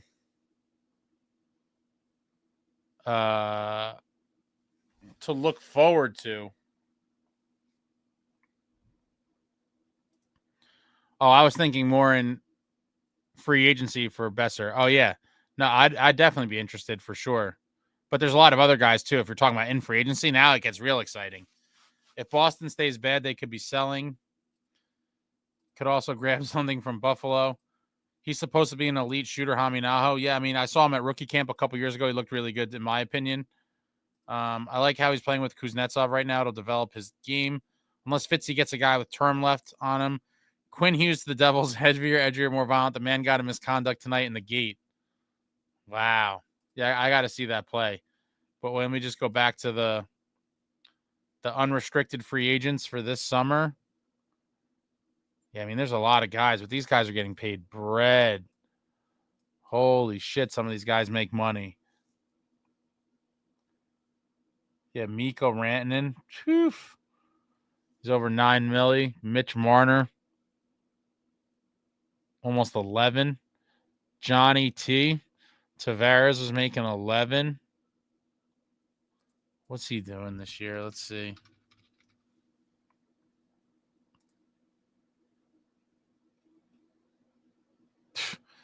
Wow. I mean, Tavares, point per game. 9 goals and 10 assists for 19 points in 19 games. It's crazy how some of these old timers are still putting up numbers. I'm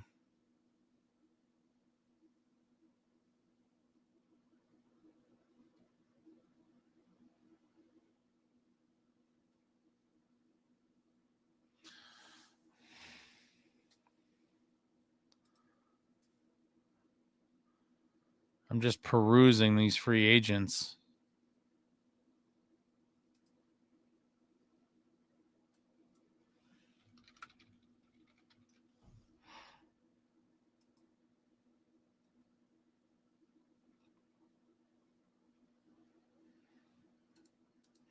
Yeah, Sam Bennett from the Panthers. Would love Bennett. I'm curious what he's going to get paid. I feel like he might get a crazy amount of money. Definitely would love Bennett.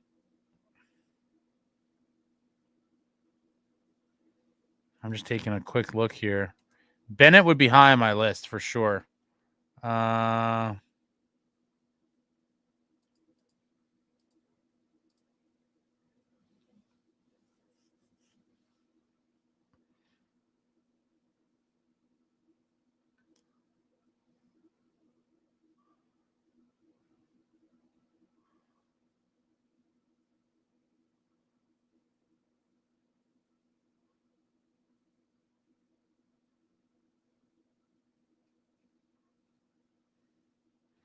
Yeah, going to be interesting. The end of this year for Gritsuk, but I saw something that he's cooled off. The league is really changing with these big contracts and the cap going up yearly. I don't know. It's the KHL, but Michkov looks good. He's not a great skater, but he could score. Devils are lucky with the contracts right now to some extent. Dougie's the only guy who gets overpaid, or only guy who gets paid over 9 mil. I think Tavares had a Hattie the other night.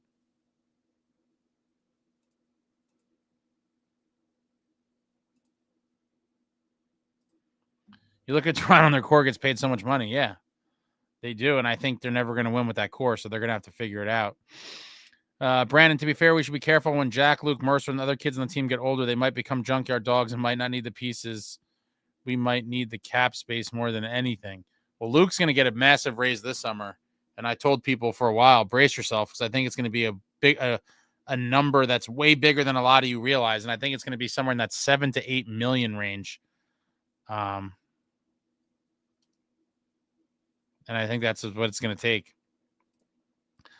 I'm a huge Bennett guy. I love Bennett. He super physically plays in the middle and he can finish. Yeah, I think looking at the list quickly, I think Bennett would be my number one free agent want. And I love guys personally that come from winning programs that have been there before. Sam Bennett, another dog, has the experience, has played in 1 million playoff games in the last 2 seasons alone. Bennett would be super high on my list for sure. Luke Hughes has improved. I believe he has. He's obviously much more defensively responsible. Doug, Luke got bigger too. He's put on weight. Maybe a little bit. Nothing substantial. All right, guys, going to wrap it up. This was a marathon, I believe, a new record. Everybody's chatty when your New Jersey Devils win. Winning hockey creates conversation and everyone just feeling good. Appreciate all of you that have come out tonight.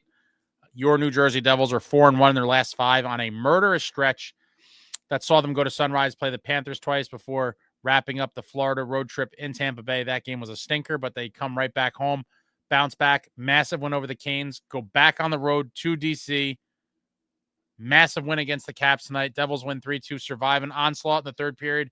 Jake Allen standing on his head at times, and the Devils just blocking shots. Heavier, edgier, more violent. Your New Jersey Devils 4-1 in the last 5 against some stiff competition. Can't wait to see them back at the Rock on Monday where they host the Preds. Hopefully they do not look past them. Hopefully they do just take care of business. And it's going to be a big one at the Rock. Jay Snow, I agree. Not trading Bennett. You're going to have to get him in free agency for sure. And I'm sure he wants to re-sign in Florida. Why wouldn't you? Great location. Team is built to contend for years to come. It's just going to come down to money. And if he hits free agency, there's going to be a lot of teams looking for him. But that's it. What a beautiful evening. Thanks to all of you who came out. And I'll be back soon. I'll have a new video tomorrow talking about this game and who knows what else. There's always something in the works. And that's it, guys. I'm exhausted, but what a win. What a night. Thank you all. I will talk to you all soon. Thank you very much. Like, comment, subscribe, and all that jazz. Until next time, friends, let's go